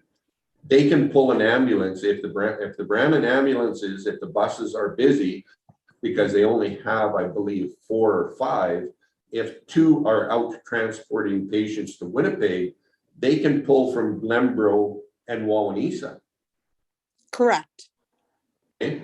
So we need to keep that in mind too. I have a hard time with that, but I wish that to supply our residents in that area, because it's so heavy, like it's a heavy population there, the response time is roughly 22 minutes to 30 minutes from Brandon alone, and then that time back, right? So Correct. when Shiloh is already there, the response time likely would be I know it would be way less. I don't know exactly what it would be, 12 26 minutes, in the daylight, 6 minutes. 26 minutes from Shiloh to my house in the daylight. When he got kicked in the head by a horse and trampled, 26 minutes at 7 o'clock at night in the daylight. Wow. Because the one incident, they pulled up the numbers for us from Brandon to Spruce Woods trailer court was 22 minutes. So I had the gentleman have a heart attack at the end of August here at my house. And it was 47 minutes that it took for an ambulance to come. Wow. And then I ended up calling a firefighter from the base on his cell phone once I got his phone number. And I ended up calling him on his personal cell phone. He was just starting his shift. And I was crying because, I mean, obviously I don't wish harm on anybody. And I want this gentleman to survive. And the Shiloh guys got to my place. Like they pulled in the driveway at the same time. But again, it took me a while to get the guys' cell phone numbers and all that other stuff, right? Yeah. And another issue that I'm finding is when you call 911, like, I don't know why we put these blue numbers at the end of our roads with road numbers, because nobody knows where the heck we are. Yeah. And that's unfortunate because, again, it's a provincial system. All that information was based on the provincial system, sent directly to MTCC. All of the ambulances have our map even in their actual ambulances. So it's that they're not trained in how to use the system when people call in. And this is a provincial program. Right. I was told by 911, because I mean, Waggle Springs Road is obviously a long road. And they couldn't tell me which ambulance service was coming to my house. They told me to have one person set up at the four-way intersection at Thompson and Waggle Spring Road, sitting on the side of the road with the four ways flashing, and to have another person sitting at the 340 and Waggle Springs Road with their four ways flashing so that the ambulance would be able to find my house fast. Wow. When our house caught on fire and we called 911, Shiloh responded and they were lost. We could hear them going down Thompson. We could hear the sirens all around us and they couldn't get to us. I was out there with this massive flashlight, shining it in the air so that they could see the beam in the smoke. And I'm telling them, look for the beam in the air. Like it was ridiculous. And I don't know what it's like to do their job. I'm sure they're doing the best they can, right? I mean, it's not like if they're not trying, but there's something missing there. There's something missing there that Disconnect. we need to try to figure out what that is and how we can help make it better. Well, we'll definitely write some of this stuff down. I shouldn't word it that way. We'll write it all down, and then if we got to do another one of these meetings to pull more information out of you people, because not all the time we hear it from this side. You know what I mean? And to me, this to me is moving forward to give you people a service from our end to be able to push where we need to get what you people need. I totally believe in that. Bill, just a comment on that fire, Carlo. We actually have had, Bill and myself had about a 10-minute discussion at the transfer station last Saturday. Yeah. About fire. About fires, and it's, just so you know, out of our taxation, $250,000 of retainer fee for the city. We still have to pay over that, and I've just brought it up numerous occasions. Maybe it is time for the municipality to get residents together or put our thinking hats on. Maybe it's time for us to have a volunteer fire. Yeah. See how When many I say volunteers we volunteer, got? Yeah. yeah, I mean, with the technology that's out there now, a lot of our employers out there will allow people that are engaged in a volunteer fire department, they'll let them go. I mean, I work for a company that Yeah. does that, so, I mean, there's safety factors, but there's a role for everybody to play, and even if it's traffic control, you know, that's something that somebody well, can do, when right? you hand over $250,000 January 1st, like Donna does every year, yeah, you're getting a retainer, but you're not getting service. Maybe it's time to invest. We've got a neighboring municipality that does the same thing. Maybe we can partner, build ourselves a building and tankers and all that, but you will have to employ people, do a cost analysis and say, hey, this is, and we got no control over that 250. They could come to Bill and Donna next week and say, 300. Let's go to 350. I mean, that we have to, and 52 minutes to go to the Cooley residence back in May. That was, Bill and myself were standing there. That was a hard pill, like, actually, they came to basically water down the grass because the house was gone after 52 minutes. Yeah. And that's just 7 miles straight east of here. Yeah. And so I think it's time to look at it differently and get the right people in a room, just brainstorm it and see what can we do long term. Big area in the south side, and Do we pay $250,000 a year? For a retainer.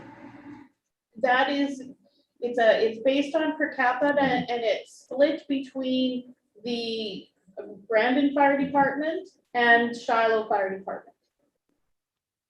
We actually pay more to Shiloh Fire Department than we do to Brandon because the biggest population that is looked after by Shiloh is in the Shiloh area. I think I would, do you guys get numbers for that? Because honestly, I think I would re-look at that.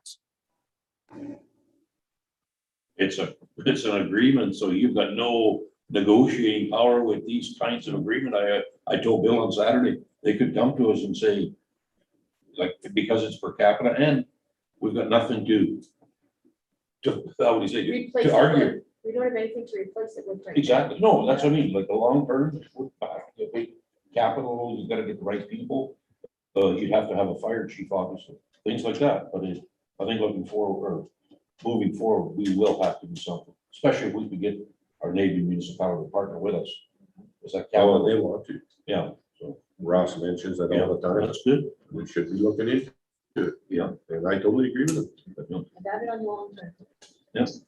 Turn plan. Okay, Kim, we're going to move on to Okay. somebody else. Thank you for the And question. sorry, Bill, I just wanted to apologize to you. I didn't mean to come across as accusing you of something. It's just what I had seen with my own eyes. And then obviously the stuff with regarding the well and whatnot. It's just with what colonies have said to us when we have called for help. We're told afterwards, oh, the Reeve had said. So I didn't mean to accuse you. I apologize for coming across that way. It's just, it's very frustrating when there's like 5 fires in my area. And it just seems like there's no help. Sympathize with you, Kim, but I get a little defensive when I get pushed into a corner. And I hope that you can appreciate that, because in our times that we're in now, we're human. We're looking to improve. And those comments, I never made one of those comments. That's all I can say. Okay. And I will get it straightened out with the colonies. If I got to sit down with them personally, each one of them that help us out, we're here to work together. And I'll be the first one to admit, we appreciate everything those colonies do for us. Everything. Does the Chater Colony get paid for providing service to us, helping us? You mean Hillside? Yeah, Hillside, sorry. If they put a bill in, yes. A lot of times they won't put a bill in. I'm just wondering if Fairway knows that that's an option, because they did it out of the goodness of their heart, and it doesn't seem fair that one would have that option and the other wouldn't. We'll make that clear.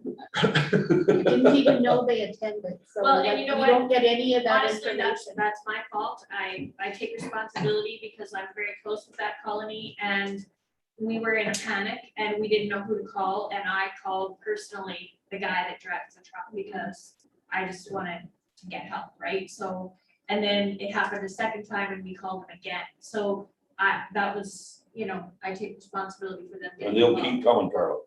I mean, They will. would come every will. time. Oh, exactly. And I don't think they'll get an invoice. And we do not want to jeopardize that. You know what I mean? It's a great neighborly partnership, and, you know, I would like to see that protected for all of our neighboring colonies. Exactly. We'll get Bill to talk to them and maybe give them a key too. And it'll be on the fire truck key, so if they ever come that way, they can fill up with water. So will we do, will we I do? still have, like, there's still. Oh, 6 okay. people. Okay, I just don't Yeah. want to forget about No, the we won't emails and forget stuff. about those. Okay. So the next person that logged in was the initials SH.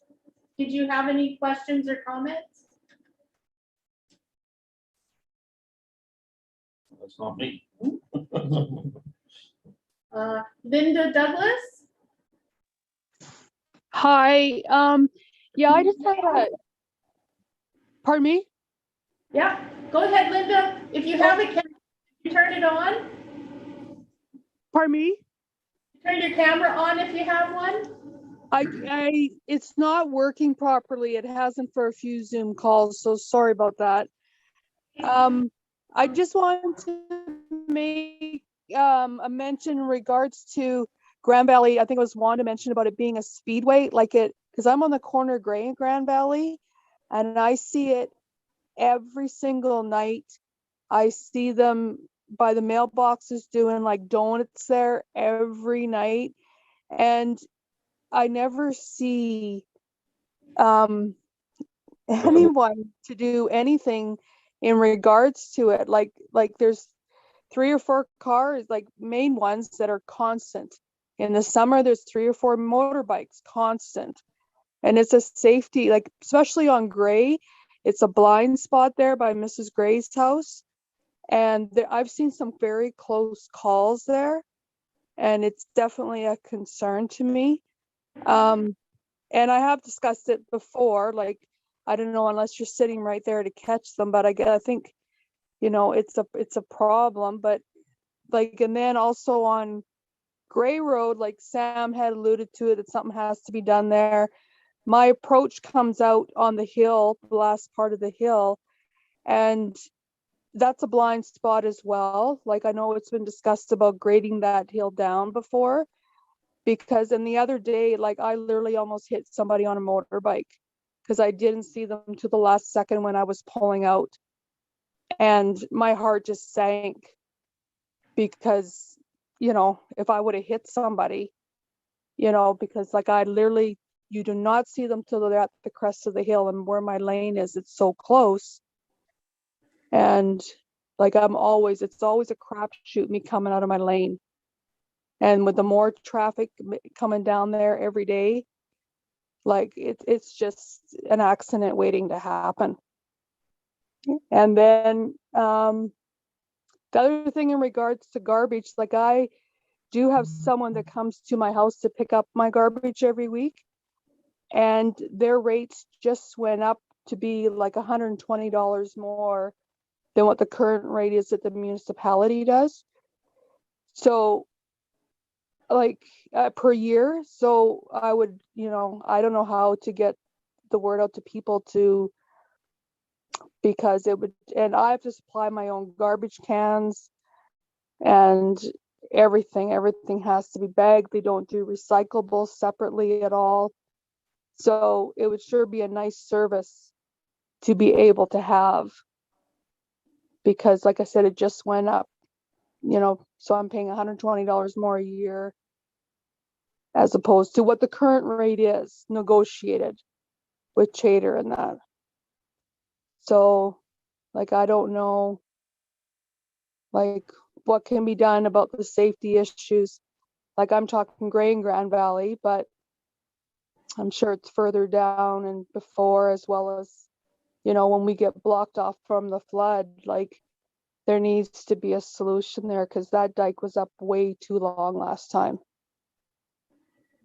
So I don't know if there's anything that can be done about those issues, because like I say, it's just Grand Valley, it's just an accident waiting to happen. And I just don't know. Like I say, when I almost hit that person on that motorbike, my heart just sank. And people come flying over that hill and people walk down that road all the time.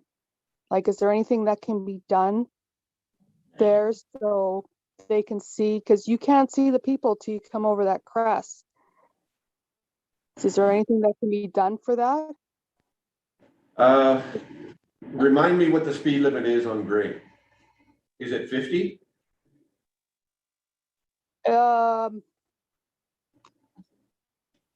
No, I think it's higher than 50. Sorry. I just turn on Gray and then I turn to my lane.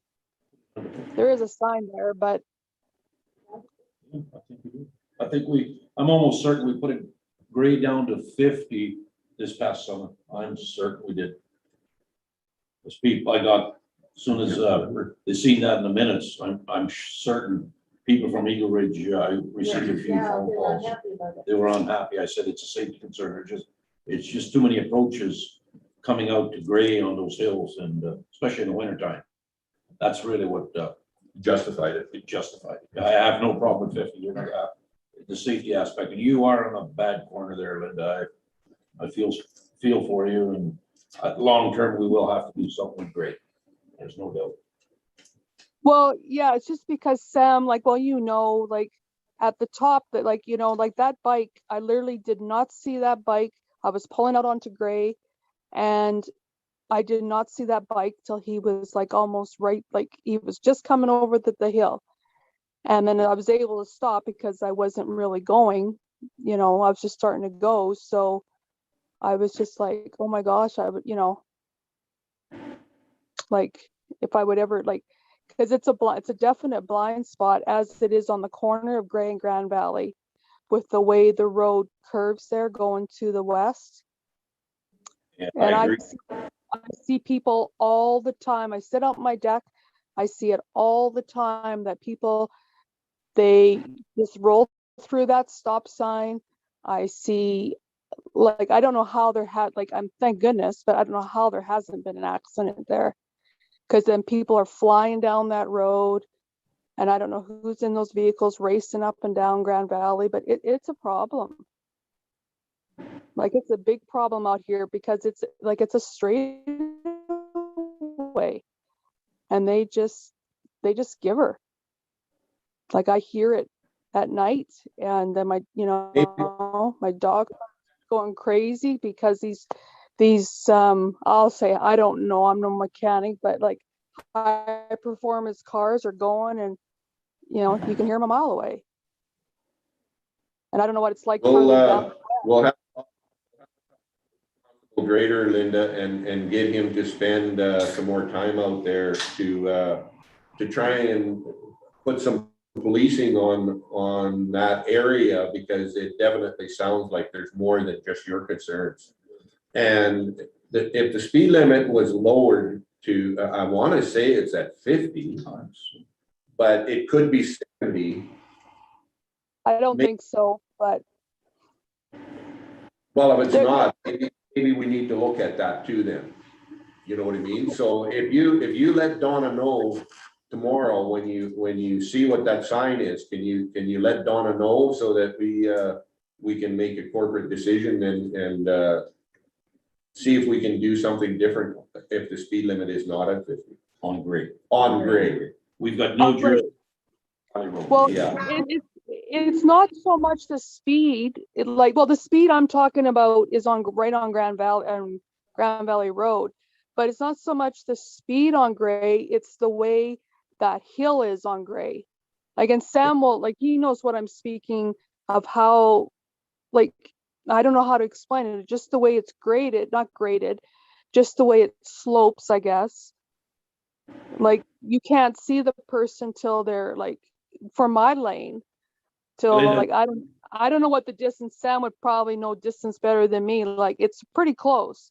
So if I'm stopping, if I've started in onto Gray Road, I've got to friggin' give her, or I've got to try and put on my brakes and, back up out of the way. Because, or like if you're coming down in a vehicle, and I do, because I take my dog up to the kennel, I can't see people till I've come over that crest. That's the word I'm looking for.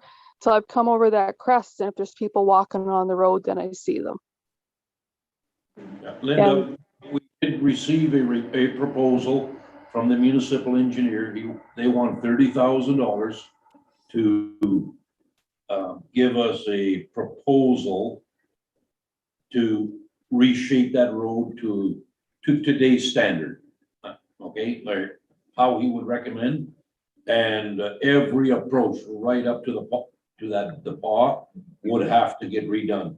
Your approach, it is major work, but the biggest cost is, he did tell us about 5 years ago, Daniel did that work for us, is get MTS to move those lines. It's fiber optic up there, he told us, and he said that would be a big cost. Not saying we're not gonna do it, but it is, he estimated just verbally when he sat here, $250,000, like to upgrade that road to the today's standards. to his recommendation, something like what Hunter Road is. You can't take the hill away, but there's a couple of approaches there. That first house on the right, on the left-hand side, going up to the north, that approach has to be reshaped right to the garage. Well, as soon as I heard that, well, I don't think that resident would like us messing that. So it's a challenge, but it's something we definitely have to keep on our vision. On our radar. Yeah, on our radar. But when he said $250,000, boy, that's a tough pill to swallow. So, And that was 5 years ago. yeah, What would it be now? Heather was still here. Heather and myself. Yeah, what would it be now? Yeah. So just to let you know, we're a data in our back pocket. So.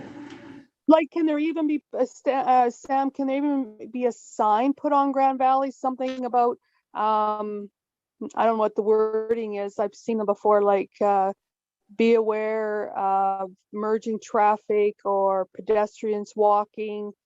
You know what I mean? When they're coming down, it's not Jonassen's anymore, but, by their place or a little further north, just so the person coming down that road's going to go, well, as long as they read it, go, oh, okay, there might be vehicles coming out, or, you know what I mean?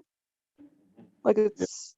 Look at it. We'll have Darwin and our public works guy have a look at it to give us some ideas. I mean, I thought the stop sign should be adequate, but maybe there can be something, a slow sign or something. Yeah, I don't know. I guess it just really hit home the other day when I almost hit that guy in a motorcycle, and he slowed down, and I stopped quick and backed up back into my lane. But like I said, I almost hit him because I didn't see him till, and I'm always watching. Because I didn't see him till like he was like right there.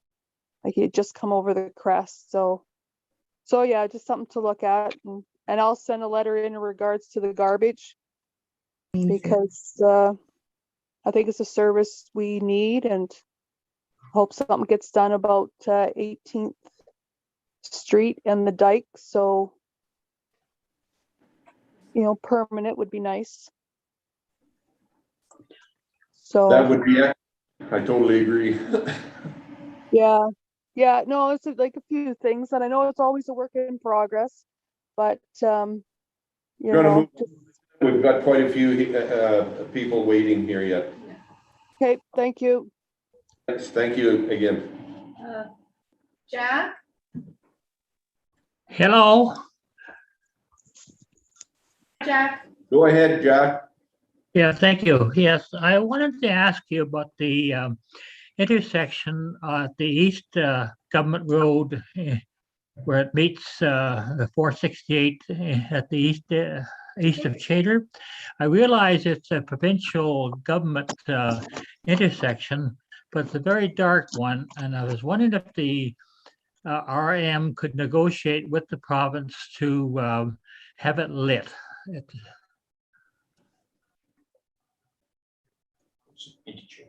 468. Third and 468? Yeah, but Third Avenue. it's Third Third- Avenue Third Avenue on and their end. 468? Okay, Yeah. okay. We did receive a quote, Jack, just so you know here, I'm gonna say 5 to 7 years ago when he approached me, and it's probably in the records.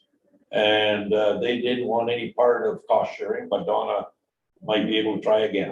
Definitely. Yep. But we'll relive it. Yeah. Thank you. Thank you. Anything else, Jack? No, nothing else. No, that'll be all. Thank you. Okay, Andy Neufeld?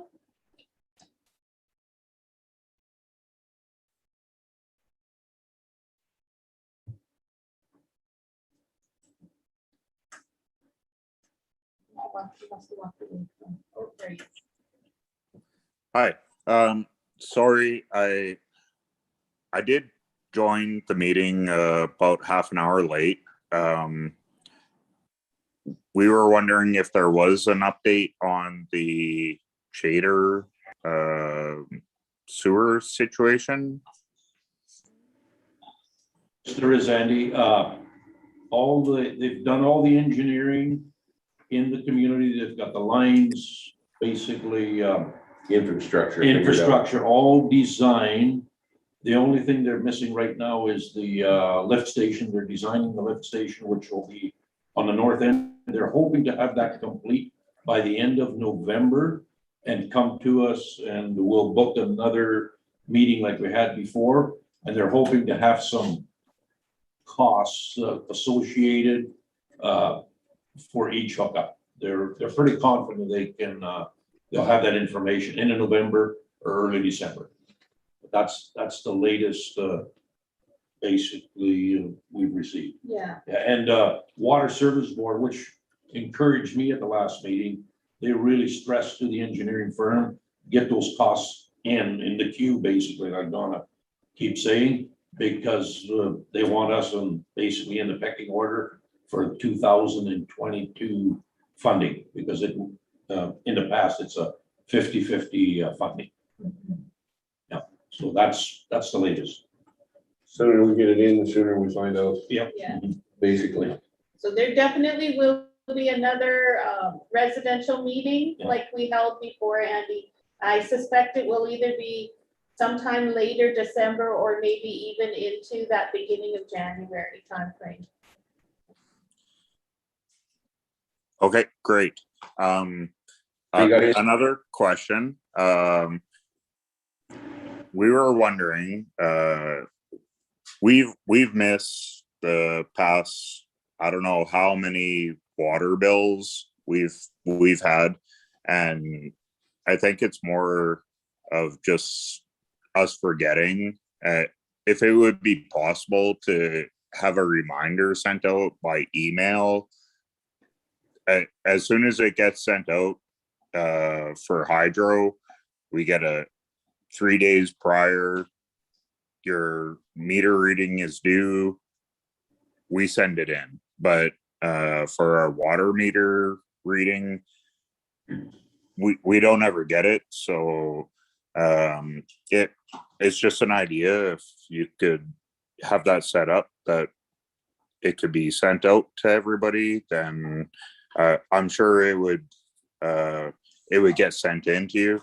We have been overcharged because we're on an estimated basis, and our water meter is never at the estimated amount. So it would be an improvement for sure. So thanks. It's not really a question, it's just a suggestion. So thank you. Andy, Bill is putting up 3 signs. Yeah. one at each entrance and one at the mailboxes. Do you guys pick up your mail at the mailboxes? Because Yeah, there's, we do, and I certainly do see the signs when I drive in. When I check my email, I can pay my bills at the exact same time. So sorry if I have a short-term memory loss, but by the time I get home, even if it's a minute later, I don't remember that sign that's there or the other sign or the other sign. So an email would be great. It's not rocket science. So We actually, on our new website, I noticed the other day that we can establish a specific group of people to send a notice to. So we could easily set up our utility users in a group email. that'd be awesome. Yeah. excellent. Thank you. Thanks for bringing that concern forward, Andy, because we'll put it on the next bill as well. On the bottom, Donna can put on there for them to email whoever is Send on in the their email. addresses Yep, if put we the email don't have- address on there. Yeah, perfect. No, that's a good suggestion there. Anything else? No, I've used up a couple of my wishes, and thank you very much. Okay, so I still have 4 people here that logged in. Jennifer Klassen.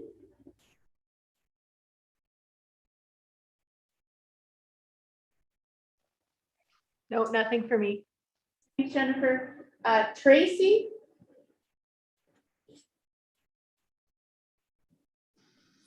No, I'm good. Thank you, Donna. Tracy. Mike.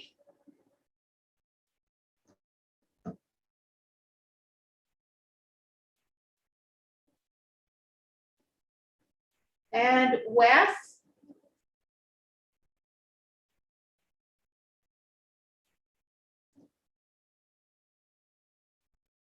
Okay. Maybe we'll just quickly look at the chat here to see if there was anything. If we missed, Yeah. So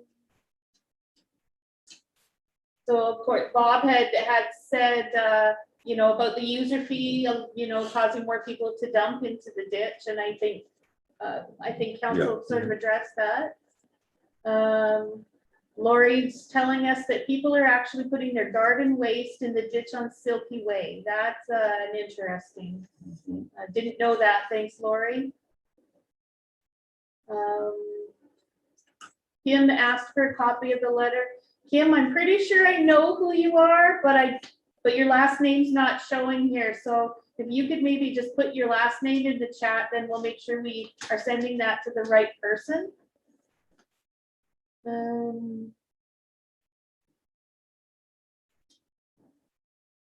Would be nice to see winter dump hours a little bit longer than 5. Yeah. Why would council not send a letter to the residents asking if they want garbage?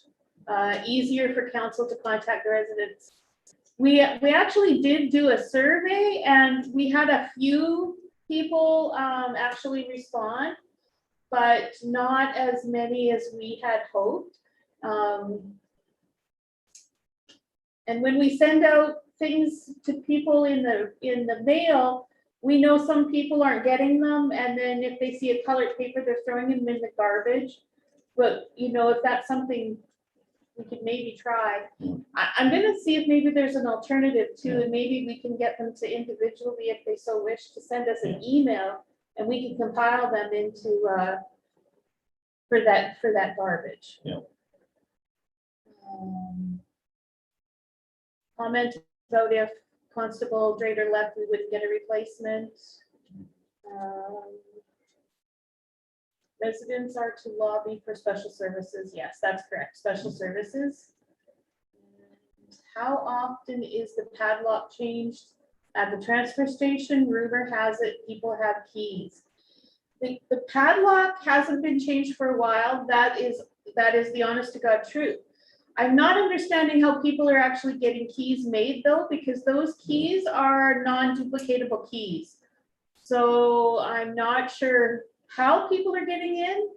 But we have actually spoken about this. Bill has brought it to us in administration about getting those locks changed. Clearly, if people are getting a non-duplicatable key done now, they're gonna do it again if they really wish to somehow. I don't know how they're doing it. Yeah, I don't think it can go. Yeah. Possible to do that. Yeah. I don't think so. Thanks for the opportunity to share comments and concerns. Signing off, that was from Wanda. Thanks, Wanda. Bob, sounds to me like maybe adding another attendant at the transfer station would be the most cost-effective solution. And Kim, thanks for the meeting, and then Andy. Kim. Okay, Kim, thank you, Kim. Jennifer, are there any plans to review the ORV bylaw in the future? That's a good question. We have to kind of follow what the Highway Traffic Act is, and I do believe this bylaw was put in place before I come on board. But I do believe that it was just to enforce the Highway Traffic Act, to give some clarification from the municipality side to make people aware and mindful of what the Highway Traffic Act really is.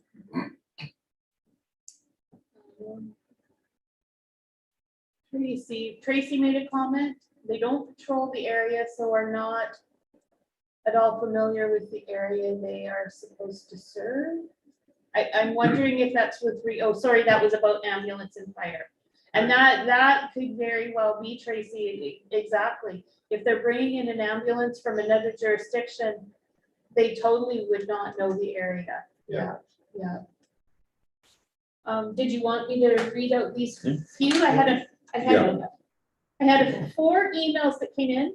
Les Lissac, he had asked, it was a very broad question, wondering if anything in the Grand Valley area.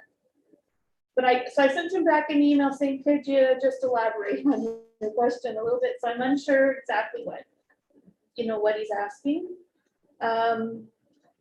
Carolyn she says, I live in Meadowbrook Village. I strongly believe there needs to be an upgrade to the road entry onto Curtis Road heading east off of Trans-Canada in the form of a turning lane. Time and again, I've witnessed cars slow down in the middle of the highway and then turn instead of getting off on the ample shoulder to slow down and turn. I've often seen a semi and cars pile up behind a very slow moving vehicle in the middle of the lane because the vehicle is turning. Passing said vehicle is impossible because there are vehicles moving at very fast pace in the passing lane. Not to mention it isn't easy for a loaded semi to suddenly slow down because someone decides to slow down to a snail's pace in order to turn. It's not just cars from the village, but also cars going to the golf course and others who live down there.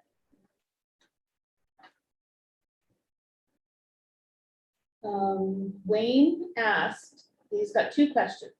Would like to see some guidance for getting fuel at the Esso at the Shiloh entrance for ATVs. Also some route assigned for ATVs to get meals at the Shiloh.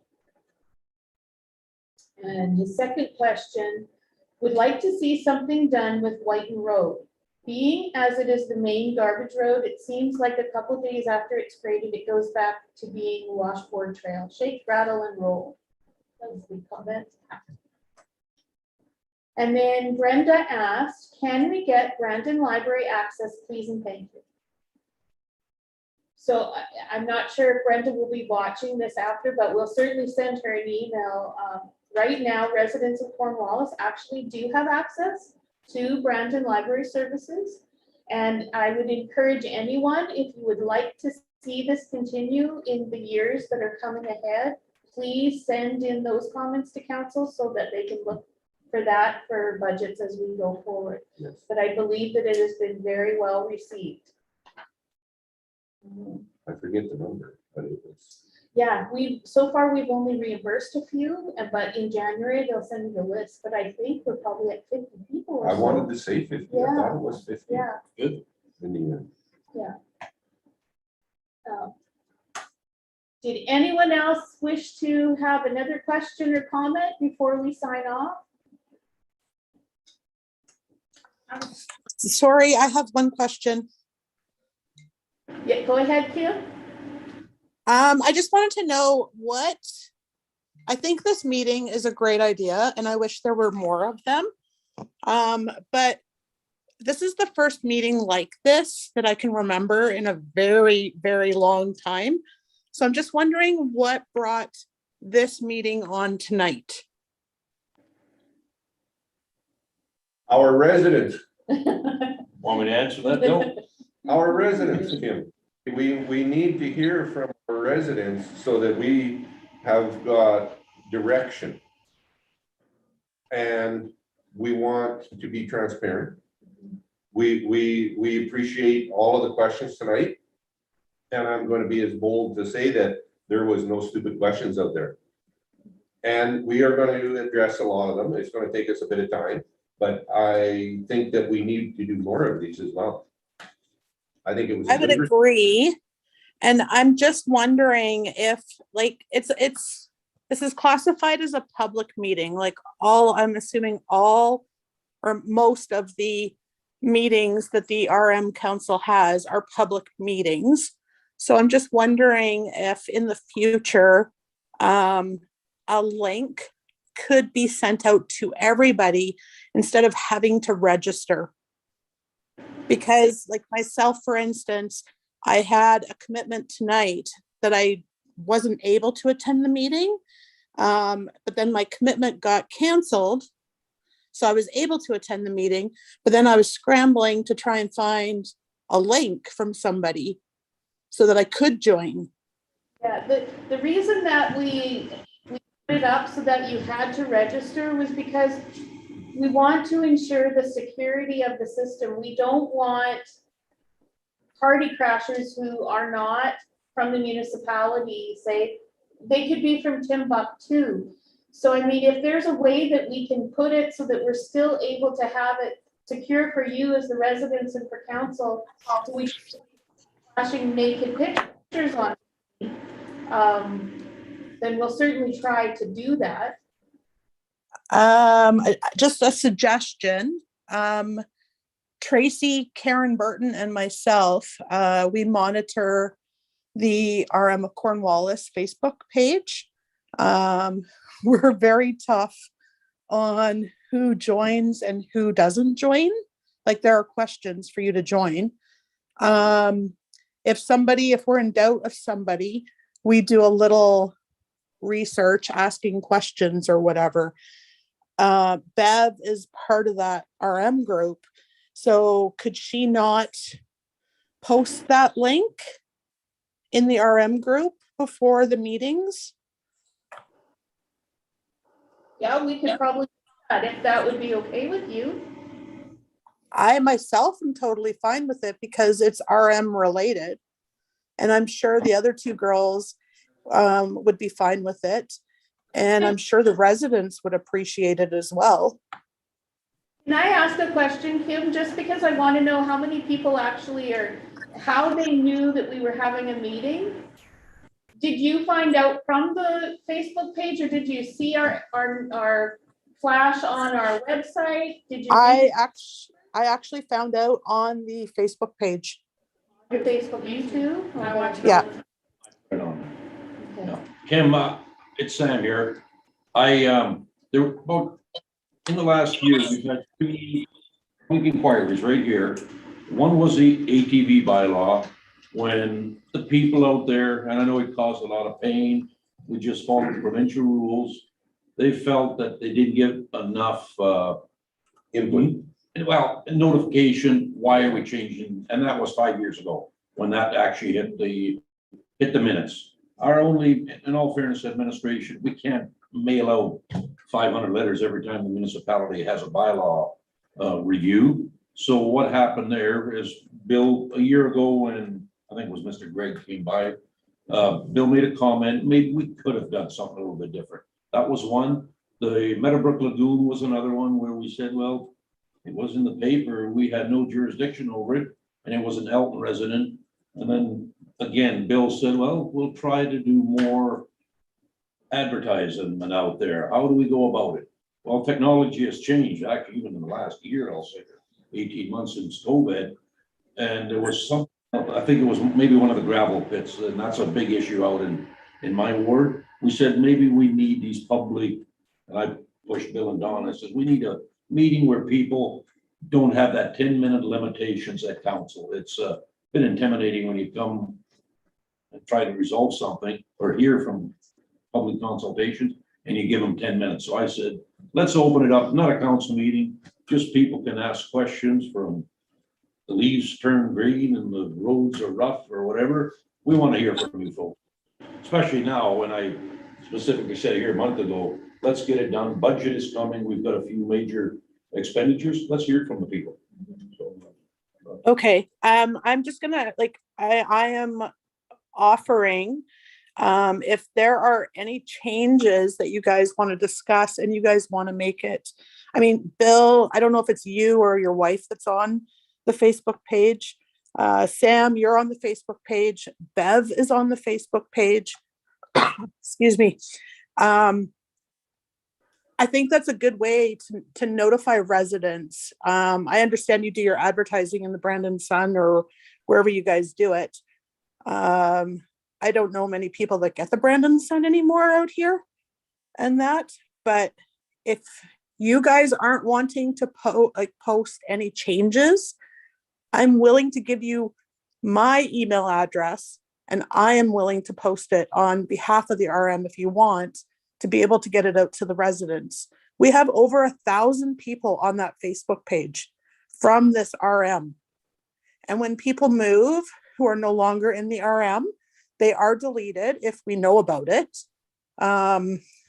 We have, you know, the odd fake profile or whatever, who turns out they are residents. They're just afraid to put their real name out there for whatever reason. But I'm just letting you guys know, I'm willing to be a contact to put any changes you guys want on our Facebook page if Sam, Bev, or Bill don't want to do it. Thanks, Kim. I think I'll send you something tomorrow to put on there.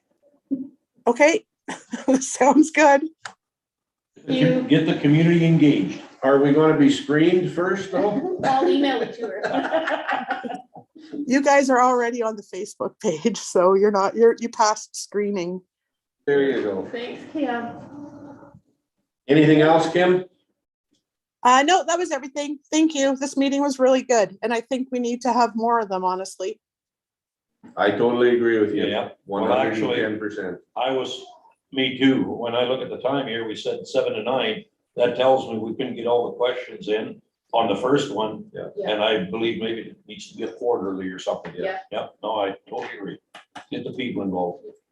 I was just gonna say again, the same thing. I appreciate the opportunity to be heard. It's, you know, from my perspective, I think when people don't engage personally and they don't participate and use their voice in a constructive way, the opposite or the alternative is the gossip mills, the misinformation, and that's destructive. Yeah. And so the more people that will get involved, they hear it from the horse's mouth, they have an opportunity to speak, ask their own questions instead of just following the masses of misinformation.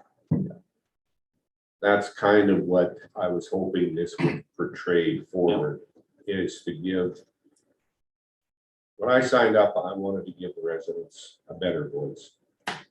And I'm hoping that this is a bigger step. With the pandemic, the way things have gone, I think we've done our due diligence for as little cost as we could to get council chambers up to being virtual. We still could maybe do some improvements. We haven't heard too much about that, but you know, if people have some concerns on what we're doing, we've got our council meetings on video now on YouTube. You can go back and you can review all the way back as far as when we first started. So, you know,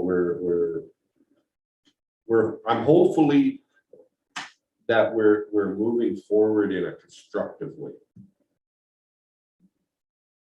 Every step is a step forward, so. Well, some are positive, and I'm hoping that we're on that track. You know, I appreciate everybody coming who's left. Yep. And yep, that's great. To be continued.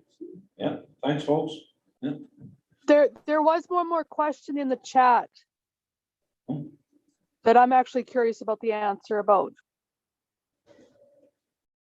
Which one was that, Well, Linda? I see it right now there. Can you comment on what's happening with the development across from the paw, west side of Gray? Unfortunately, Booth, council is not privy to any of that information. But if you check our website, hopefully it's up and running. If not, there is a public hearing with regard to that particular development that you're speaking of at our November 16th meeting. And if you are not in the location to get that notice, please give our office a call prior to the 16th. We'll get you a copy of that notice if you don't receive it. And then you can register to speak or come to speak to that actual public hearing, okay? Great, thank you. Okay. Okay, nothing else? Thanks again, folks. Yeah. We'll sign off.